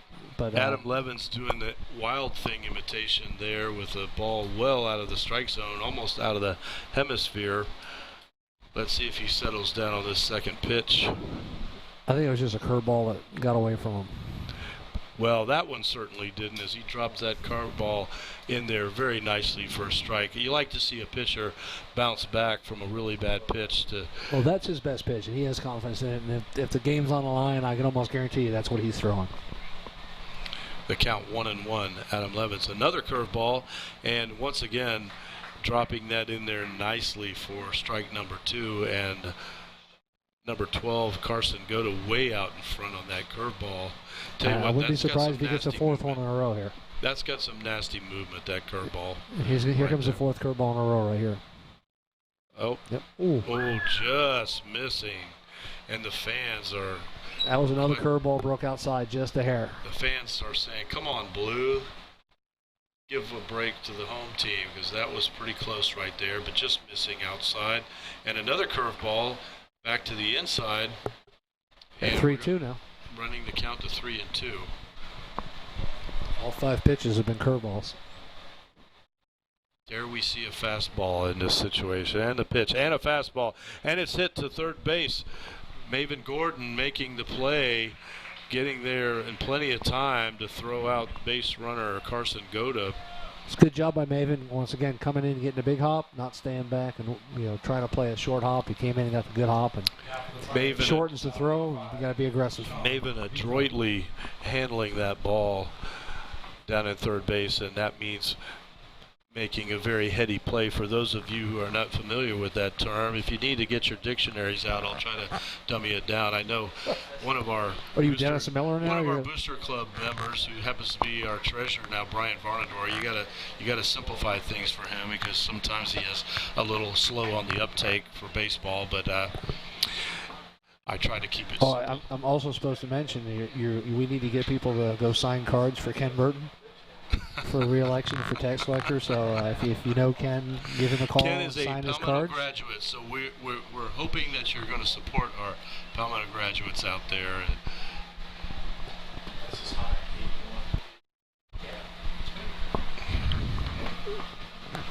One ball and 2 strikes to the batter. Shortstop, another curveball, just missing high. It's kind of a tight strike zone tonight. Very tight. And, you expect to kind of see that this time of year in this part of the season as you're heading towards the playoffs. You're going to have to locate your pitches. You're not going to get a break like you would at earlier parts of the season. Yeah. So we got 3-2 again. We got to get him, see if he goes with the curveball again. There's a drive to left center field. Nicely done. He covers so much ground, Mason Jans in center field. He was playing over. He was playing to the backside in right center field, and he ran that ball down and was able to stop and catch the ball.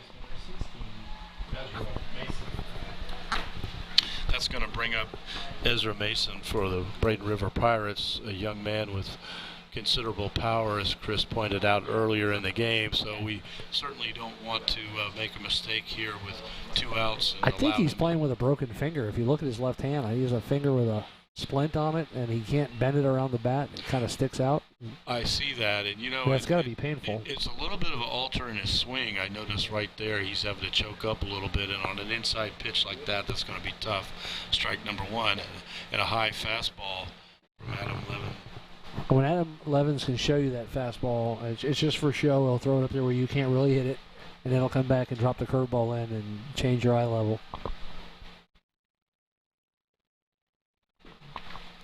And that curve. I don't know where that pitch was. That couldn't have been a better strike. Earlier we saw the same pitch being called for a strike, and you just wonder, where we want to see is consistency. But in any event, Ezra with a drive in the gap between left and center, and he's going to have a stand-up double with 2 outs here for Braden River. So Adam giving up a stand-up double to Ezra, giving him a pitch that he wanted to see, and making the most of it by driving that in the gap. There's such a big difference between hitting 2-1 or 1-2, and when you throw a pitch like Adam did for a strike, and the umpire calls it a ball, and turns it into a 2-1 count, that really makes it difficult for the pitcher to try to pitch 2-1 as opposed to 1-2. If you look at statistically batting averages in all of Major League Baseball, there's probably a 150-point difference between 2-1 and 1-2. once again, excellent insight by Coach Chris Conboy. You just don't get this kind of insight if I'm doing the game by myself, so I'm really grateful to have Chris's expertise in this contest, and a great game to have him come to, as we are seeing a lot of situational baseball throughout the night with runners for both teams getting in scoring position, and this is where you see where the payoff working on defensive situations. You know, coaches spend a lot of time working on these situations so these young men be prepared when they're facing the pressure of having runners in scoring position, and we certainly don't want to allow Braden River to tie the game at this point. Braden River's pinch hitting. Yes, number 24. I'm not sure who that is in the lineup, but Brian Jernigan. And he's seeing There's a a curveball that was an over-the-top curveball. 12-6, the old-fashioned Uncle Charlie, they called it, or Yeah, Dwight Gooden's case, Sir Charles. Yes, excellent pitch. 2 balls and a strike with 2 outs, and Ezra. That was 2-0 when he dropped that Mason curveball on. in there, too.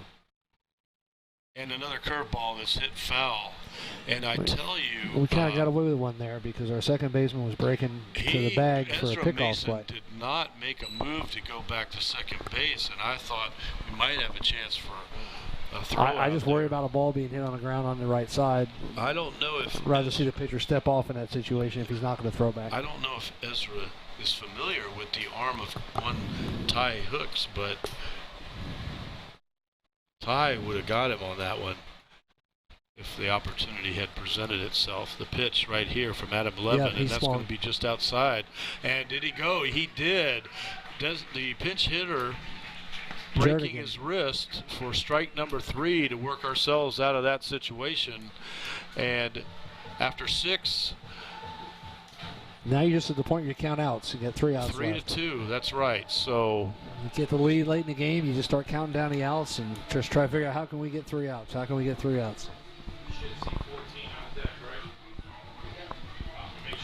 Palmetto Tigers taking a 3-2 lead going into the last inning of the contest.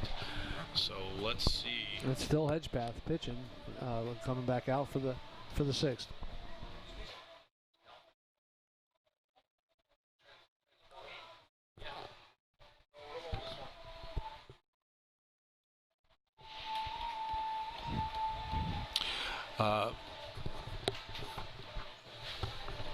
Once again, ladies and gentlemen, we've got a beautiful night here at Van Zerk Field.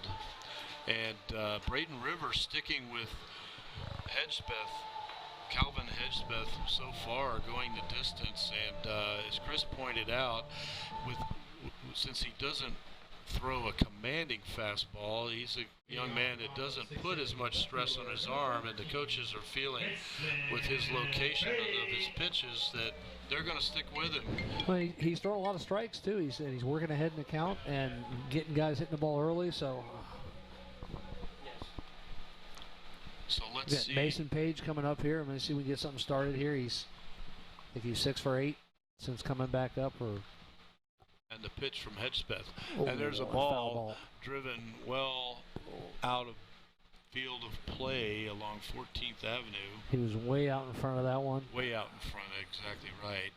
Let's see if he settles down. And he's got such great bat speed, he can wait as long as anybody in the lineup. And the pitch from Hedgespeth, and there's a fastball up the middle, and a That high hanging ball, and we could see a home run. I told you he's got bat speed. Mr. Spalding. Mason Page. Mason Page driving the ball out deep into left field for a home run to give the Tigers an insurance run and take the lead 4-2 against the Braden River Pirates. So excellent job of hitting, as Chris pointed out. A young man with considerable bat speed, and he displayed it on that pitch right there. That brings up Tyler Logan. Tyler's another guy with a lot more power than people realize. He's struggled a little bit this year, coming up to varsity as a 10th grader, but when he gets into a groove, he's got some power too. He's got some good bat speed, and He's very athletic. He can run. He's a good outfielder. He's a pitcher. He's going to be a good player in the future. And a wild pitch there by Hedgepeth. Wondering if we might see a pitching change here in a moment, because it looks like that last home run is unnerved him a little bit. Yeah. And so it looks like the coaches are looking at each other, and there may be a pitching change coming up. Braden River still with a chance in this game, so you might think this would be the situation where... I think if he gets on base, you'll see a new pitcher come in. I think you're probably working on a batter-by-batter basis now with a short leash, and as long as he gets guys out, they'll leave him in, and as soon as somebody gets on, they'll probably go get him. Tyler Logan just fouling the ball off to run the count to 2 balls and 1 strike, and the pitch from Hedgepeth. And that's going to be an outside fastball for a strike. So a nice job of him settling down after the last few pitches getting away from him. Let's see if he can send Tyler to the dugout. But Tyler fighting off an inside pitch to stay alive at 2-2. Another young man, as Chris pointed out, with good power and a lot of bat speed. I think his problem we've seen is he's almost too quick to get out in front of the pitches, and if he shows a little patience, he can do some damage. And there's a curveball that's going to be low. A nice job by Tyler to lay off that pitch. That's a tough take, 2-2. That was a good-looking pitch, 3/4 of the way there, and just dropped off the table. That's a dangle right there that's hard to lay off, so great job by him to run the count full to 3-2. And there's a pitch, and there's a drive into center field that's going to fall in for a single. So a nice piece of hitting with the count full by Tyler Logan. A nicely driven ball into center field there, Chris. And you get a lot of contributions from 10th graders. Tyler Logan, Mason Page, Mason Jans. Like we said, they got a runner on base. Looks like they're going to go out and get them and get a pitching change here. Yeah, it looks like that's going to be all for Calvin Hedgepeth, and I have to say he did an excellent job in this contest. Oh, he was outstanding. Kept him in the game. He didn't really get helped out by his defense a couple of plays, but kept him in the game. And that's all you can ask for. A starting pitcher is, get us to the late innings in the tie game or in the game or ahead. That's all you look for.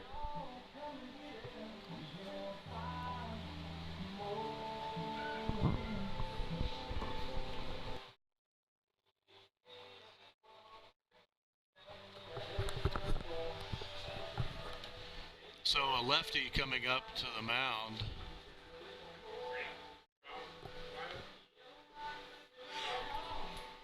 And I just got word, Chris, from our biggest fan, Brian Varnador. He says he does own a dictionary, so to bring the big words, so we'll probably ramp up the vocabulary here. Feel free to use big multi-syllabic words. Yeah. We'll use the Palmetto dictionary to explain the action here. So once again, late in the contest, we have a 4-2 lead against Braden River, and we've got a lefty pitcher. I can't see his number from here. Number 10, Trotweiler, a lanky lefty with a lot of movement here in the warm-ups. We'll try to get a little more info on this young man. Grant Trotweiler, a lefty with a lot of inside-out movement on that pitch. So they all have movement, don't they, lefties? Unfair advantage. Yeah. They get a lot of arm side run. Yes, we do. We're very sneaky that way. Myself being and they do everything backwards. Everything backwards. Yeah, that's pretty much my MO. All right. First baseman Gunnar Walmer up to the bat. Tyler Logan at first has got good speed, but when you bring a lefty in and you haven't seen his move, I wouldn't recommend anything until you can draw a throw over there and see what his move looks like. I think we're going to see the safe play here.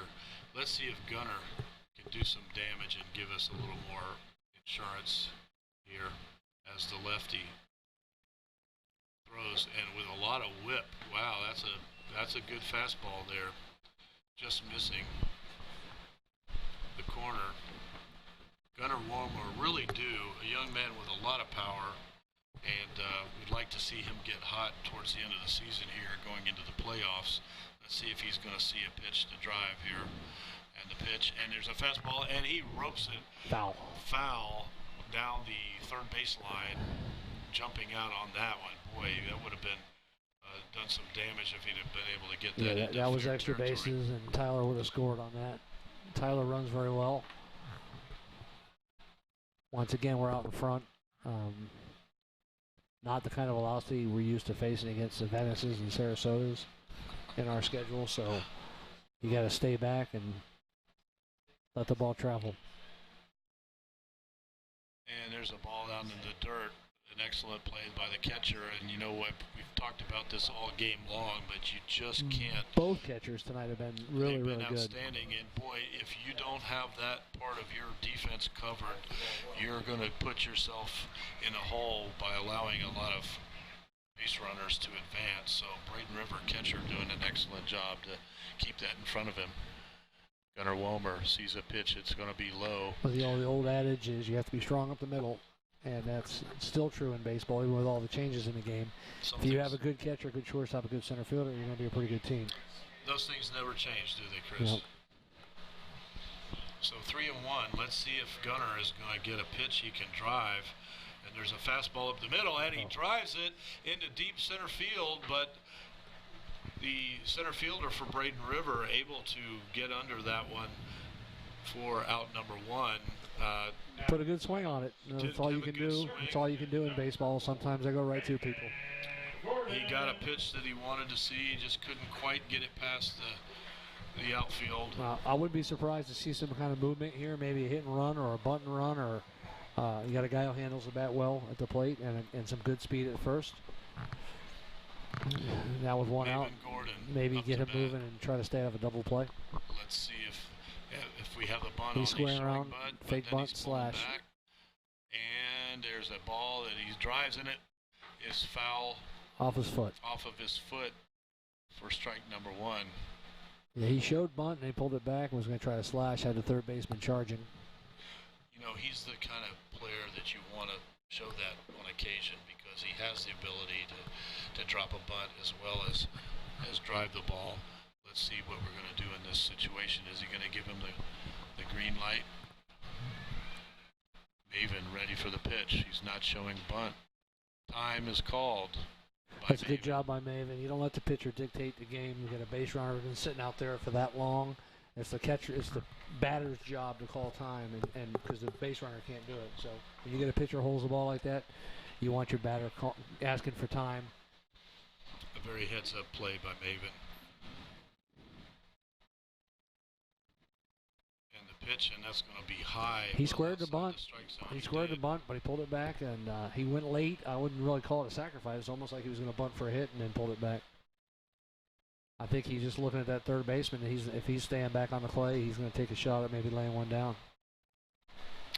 Let's see what the young lefty pitcher here has in store. Maven, he's not showing bunt, and he's going to drive a ball down the third base line over the third baseman's head, and that's going to bring runners in as number 10. Tyler Logan slides in safely. And Maven goes into second with a double. Maven with a double to put himself in scoring position along with Tyler Logan. A really nice piece of hitting there by Maven Gordon. Maven's got a great work ethic. Like you said, he struggled a little bit this year. Runners in scoring position. It's good to see him, getting a couple of hits tonight and being a contributor offensively. We're seeing some guys that have struggled in the middle of the season starting to show their abilities offensively, and we need that this time of the year. I'd like to see Mason Jans kind of break out right here too. 2 runners in scoring position. You got a left-handed pitcher throwing, not overpowering speed. He should be able to get a good swing on him. If he can let the ball travel and take a right center field approach. Mason Jans with 1 out. Let's see if we can get at least a deep fly ball, if not a base hit. score some runs. And there's a drive, and it's going to be a single into left field, and Maven Gordon is going to come in and score easily. And Jans takes second on the throw to the cutoff man. Great job of base running there. Mason Jans doing a great job, as Chris pointed out, of taking advantage of the defense being out of position to get himself into a scoring position. A nice piece of hitting to get some insurance runs, and Palmetto takes a 6-2 lead. That's going to bring up Byron Acevedo, right fielder, with a runner in scoring position and 1 out. Byron is a guy that's due with runners in scoring position, so let's see if he can drive the run in here in this situation. The young lefty facing a lefty, lefty on lefty, and there's a pitch inside out, fastball, and Byron just a little bit quick to jump on that pitch. It's foul ball for strike number 1. Mason Jans taking a good lead down there at second base. If this ball gets driven, I think we're going to see Mason with excellent speed. He may have any ball in the outfield, Coach Glass is going to send Mason Jans with his speed. And the pitch, and there's a curveball. And that curveball, I can't tell, did he call that a strike? No, that was a ball. So we've got 1-1 on the count to Byron Acevedo. Palmetto taking the 6-2 lead momentarily on the previous play. And Braden River in a bit of a jam here with 1 out. And Mason Jans in scoring position for the Tigers. And Mason is going to steal third, standing up, and we got a called strike, so not a hit and run on by any stretch of the means. But no, the pitcher just forgot about him up back there at second base. He got a great jump, and I think Acevedo saw that and took the pitch, knowing he had the base stolen instead of swinging. And that's going to bring the infield up considerably, as well as the outfield. Braden River not wanting to give any opportunity to get Mason Jans in from third. So with 2 strikes, Byron Acevedo sees a pitch, and that's going to be outside for ball 2. That is a tough pitch right there for a lefty to lay off, because it comes inside out, and if you're not disciplined at the plate, you'll try to flail at that one, and Byron was not being fooled by that curveball. Let's see if he's going to get a pitch to hit here. 2 balls and 2 strikes. And the pitch, and that's well outside. A great job by Byron, not being fooled at all by those pitches. So he's got himself with an opportunity, 3 balls and 2 strikes, to see a pitch he can hit. Once again, the infield playing him very shallow here. And the pitch, and that's going to be well outside. So Byron Acevedo getting to first, the base on balls. And we have another interesting first and third situation with good speed on the bases with Byron and Mason. Harrison. Might have some sort of play on here, or the steal.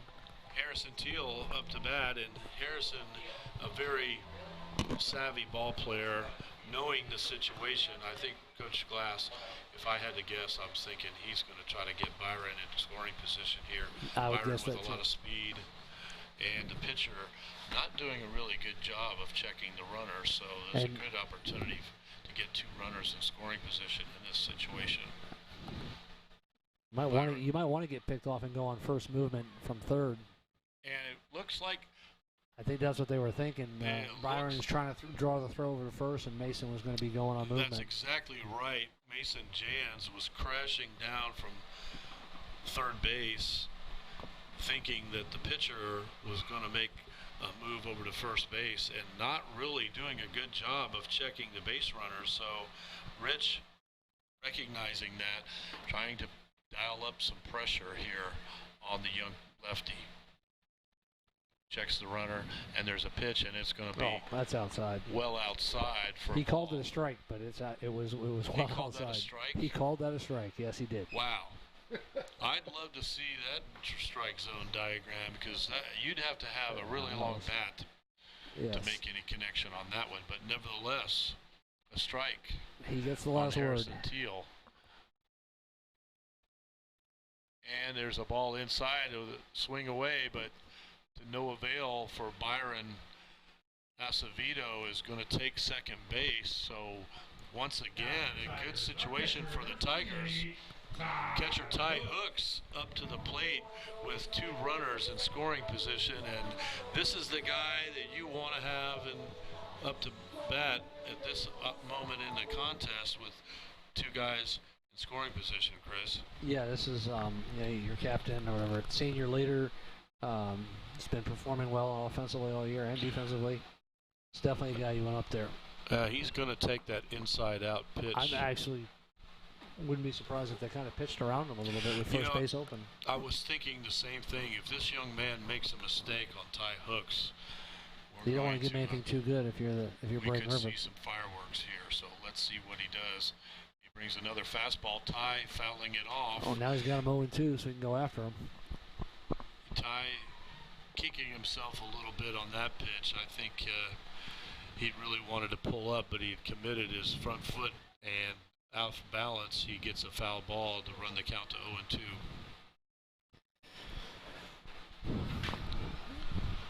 The young lefty with the pitch, and it's going to be just missing there.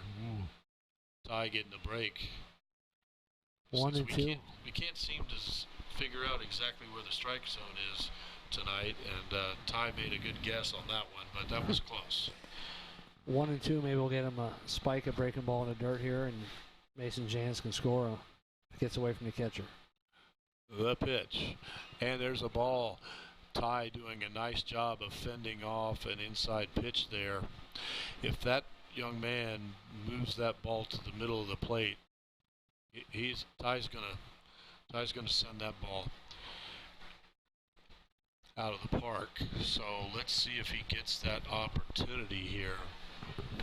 1 ball and 2 strikes, 2 runners on. Senior catcher Ty Hooks facing the young left-hander who doesn't seem to be fazed by the situation. And the pitch, a fastball down the middle, and it's going to be a ground ball hit to the shortstop, and it's going to be booted. And Ty Hooks legging it down to first base, showing some good wheels for a catcher, and driving in Mason Jans, giving Palmetto a additional insurance run to run the count to 7-2 Tigers.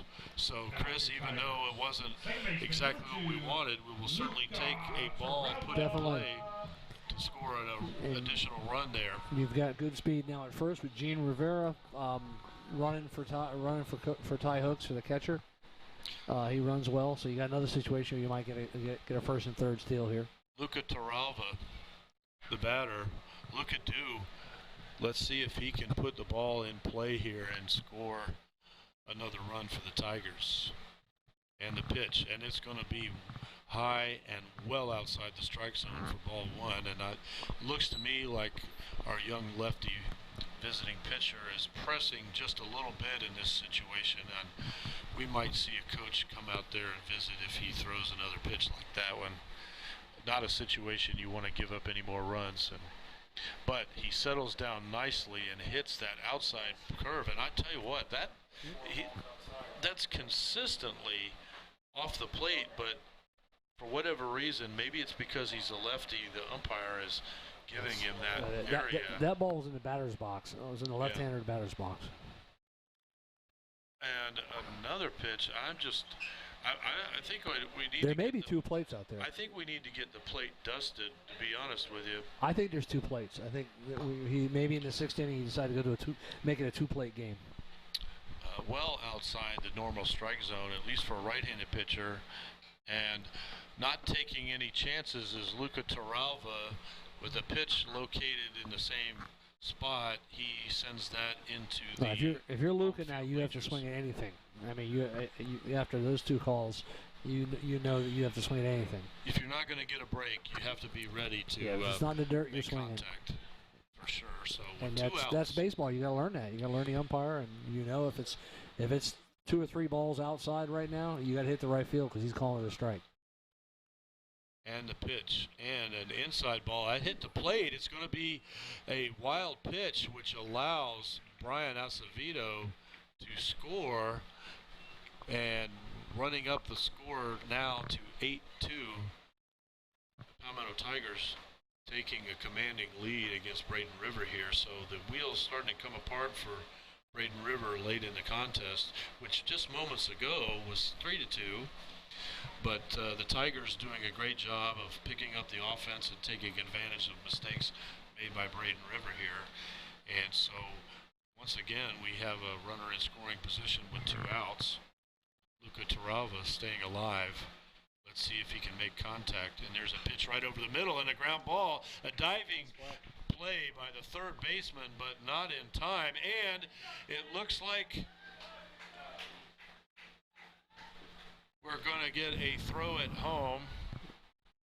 Third baseman faked the throw over first. The third baseman and faked the throw. Gene kept going around third thinking he was making the throw and tried to score. An excellent job of fooling a base runner for the Tigers, so that ends the inning. But the damage done, Chris,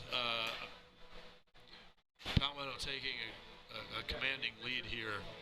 And, yeah, we have Mason Jans coming in to pitch.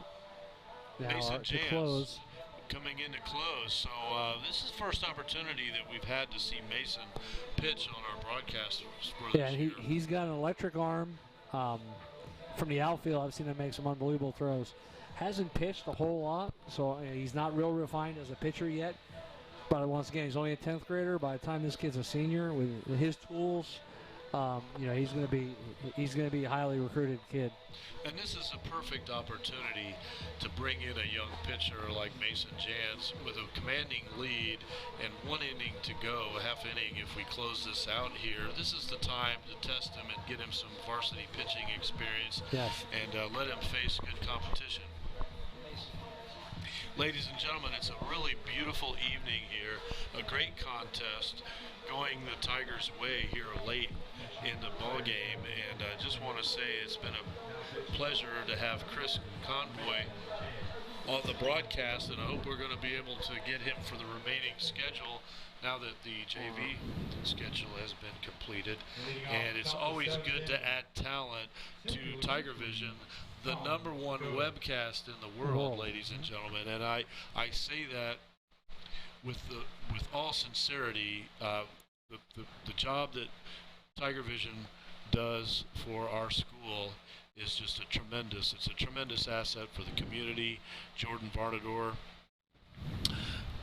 Chad Burton, and the crew, they do an outstanding job of bringing you exciting Palmetto Tiger sports action, and we're very proud to be part of the telecast to the #1 webcast in the world. And a drive into center field. Acevedo settling under that nicely. Acevedo moving over from right field to take Mason Jan's place while he comes in to get some valuable pitching experience. Mason Page switched over to right field from left, and Brecken Fair is now in left field. And there you have it. So number 22, Zach Graham, up for Braden River. And as Chris mentioned earlier, we've got a couple of fundraisers coming up this Saturday at Jack's, which is behind Dunkin' Donuts over by Walmart, is where we host our pancake breakfast fundraiser for the girls basketball team.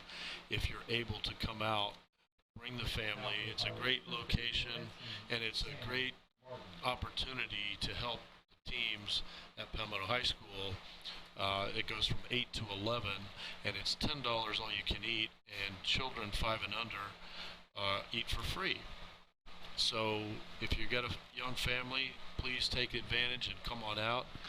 And of course, we have the golf tournament coming up at River Wilderness on May the 4th. You can go online to register at PalmettoTigers.com and look for the link for the golf tournament. and we have sponsorships available. If you have a business and you would like to get some exposure, we'll be televising the event this year. So the golf tournament is going to be on Tiger Vision. So anybody, the number one webcast in the world. The number one webcast in the world will be at River Wilderness broadcasting our golf tournament. And if you are a sponsor, we will definitely show you some love while you're out there. And it's a great course if you're a golfer. And if you got a group of friends, come on out and give it an opportunity to play some golf and support Tiger Athletics.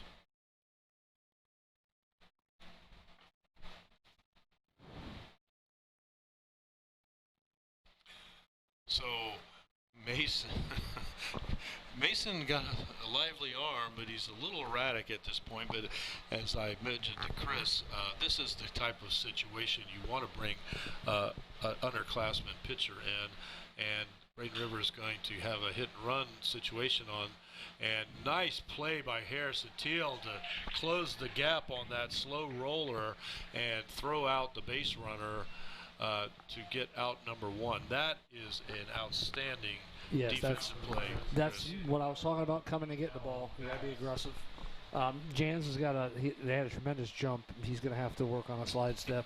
He can't do that high leg kick all the time. Yeah, he is. But like you said, he hasn't pitched a lot and is getting some work, and he's got a very lively arm. Ooh, and that's going to strike the batter. Mason getting away. He's got a little bit of a Wild Thing imitation going on right now, and I don't mean that in a bad sense. He's certainly not trying to hit anybody, but when you get a young pitcher, he's a sophomore, and you don't have a lot of time on the mound against good competition, it takes a little bit of time to adjust to the level of play that we're seeing. He's used to being in the outfield. I have no doubt that this young man is going to be an outstanding pitcher for Palmetto going forward. So good situation for him to be in, to work out of a jam with runners on base. And he is throwing some heat, ladies and gentlemen, if you're catching this at home. Chris has got the gun on him. We're going to try to see what he's bringing in with his fastball, but I can tell you right now, he's throwing some high heat, and that's going to bring Coach Little out to just try to settle him down. Coach and Ty Hooks are going to talk to Mason and say, hey, listen, let's take a little bit of the pace off. 8-2 game. The only thing we can't defend is walks and hit batters. That's right. So that's right. Let's challenge guys down the middle, throw the middle of the plate. Yeah, he's throwing a lot of inside pitches to right-handers, which this umpire has shown a proclivity to call strikes on the outside corner of the right-handers. So he should be working away anyway. But let's see if that works out for us. Chris has got the gun, and a fastball low. 83. 83. Now that wasn't as fast as that pitch he brought. No, that probably was not his best. So he wasn't showing his full fastball there. But let's see if we're going to see it here. Oh, he brought that one. No, actually, it was only 80. That was only 80. Well, yeah, it looks faster because it's high. Fastball, yeah, it looks faster when it's high. Yeah. So okay, this is not good. Bases loaded now. You were one swing away from an 8-6 game, and so now you got a little bit of start to get a little nervous in here. The contest, Chris. Whereas before we were kind of on coast. Now the situation with 2 outs and bases loaded is, can we focus on getting the ball over the plate? That is really what Mason's job is going to be at this point. Yeah, when you have a lead, you got to go out there and challenge hitters. And that first pitch, first fastball was good. Go out there and challenge them, make them put the ball in play, pitch to contact. And a fastball on the outside, that the batter, number 12, Carson Goda, chasing that one. So Mason looking in pretty good shape now. We're looking at 0-2 count here. I think I'll probably go upstairs with a fastball here. And he's given Ty a little bit of a workout. I think Ty was expecting a high fastball because he stood up high and it looked like he got a slider or something down. Maybe the ball just got away from him. Do you hear bells? I do hear bells. An angel gets their wings. Yeah, yes, that's right. Clarence got his wings, didn't he?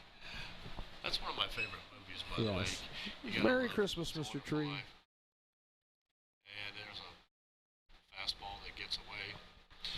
Well, every pitch is over 80 miles per hour so far with Mason. He obviously, as a 10th grader, doing that, just normal growth and development. He's going to add a couple of miles per hour every year, and he starts pitching more and uses his body a little more effectively. He'll throw even harder. That was a nice breaking ball there. I think at the end of this game, senior catcher Ty Hooks is going to have a conversation with his friend Mason Jansen. Or just have an ice bath, one or the other. He's going to need an ice bath. He's had a lot of balls bouncing off in tonight. He's done more dancing in this inning than the entire game as he's keeping the ball in front. And a ball hit to third baseman Maven Gordon to end the game. So Mason Jansen doing a good job to settle down, and Ty gives him a pat on the shoulder and says, thank goodness you got that batter to hit a grounder. So that's going to do it from here at Van Zerk Field, with Palmetto winning by the score of 8-2. So, ladies and gentlemen, I hope you enjoyed the telecast of Tiger Vision, the #1 webcast in the world, as you know, Chris. In the world. In the entire world, and I owe Chris a hot dog after the contest. We hope that you can make it to the next home game, which will be posted on the website. Please check it out. We will be broadcasting, but if not, we hope that you'll be able to enjoy our telecast. Once again, the final, Palmetto 8, Braden River 2. And we'll be signing off. So long, everyone, from Van Zerk Field. Good night. Game is Saturday at Senior Night here at Mike Van Zerk Field.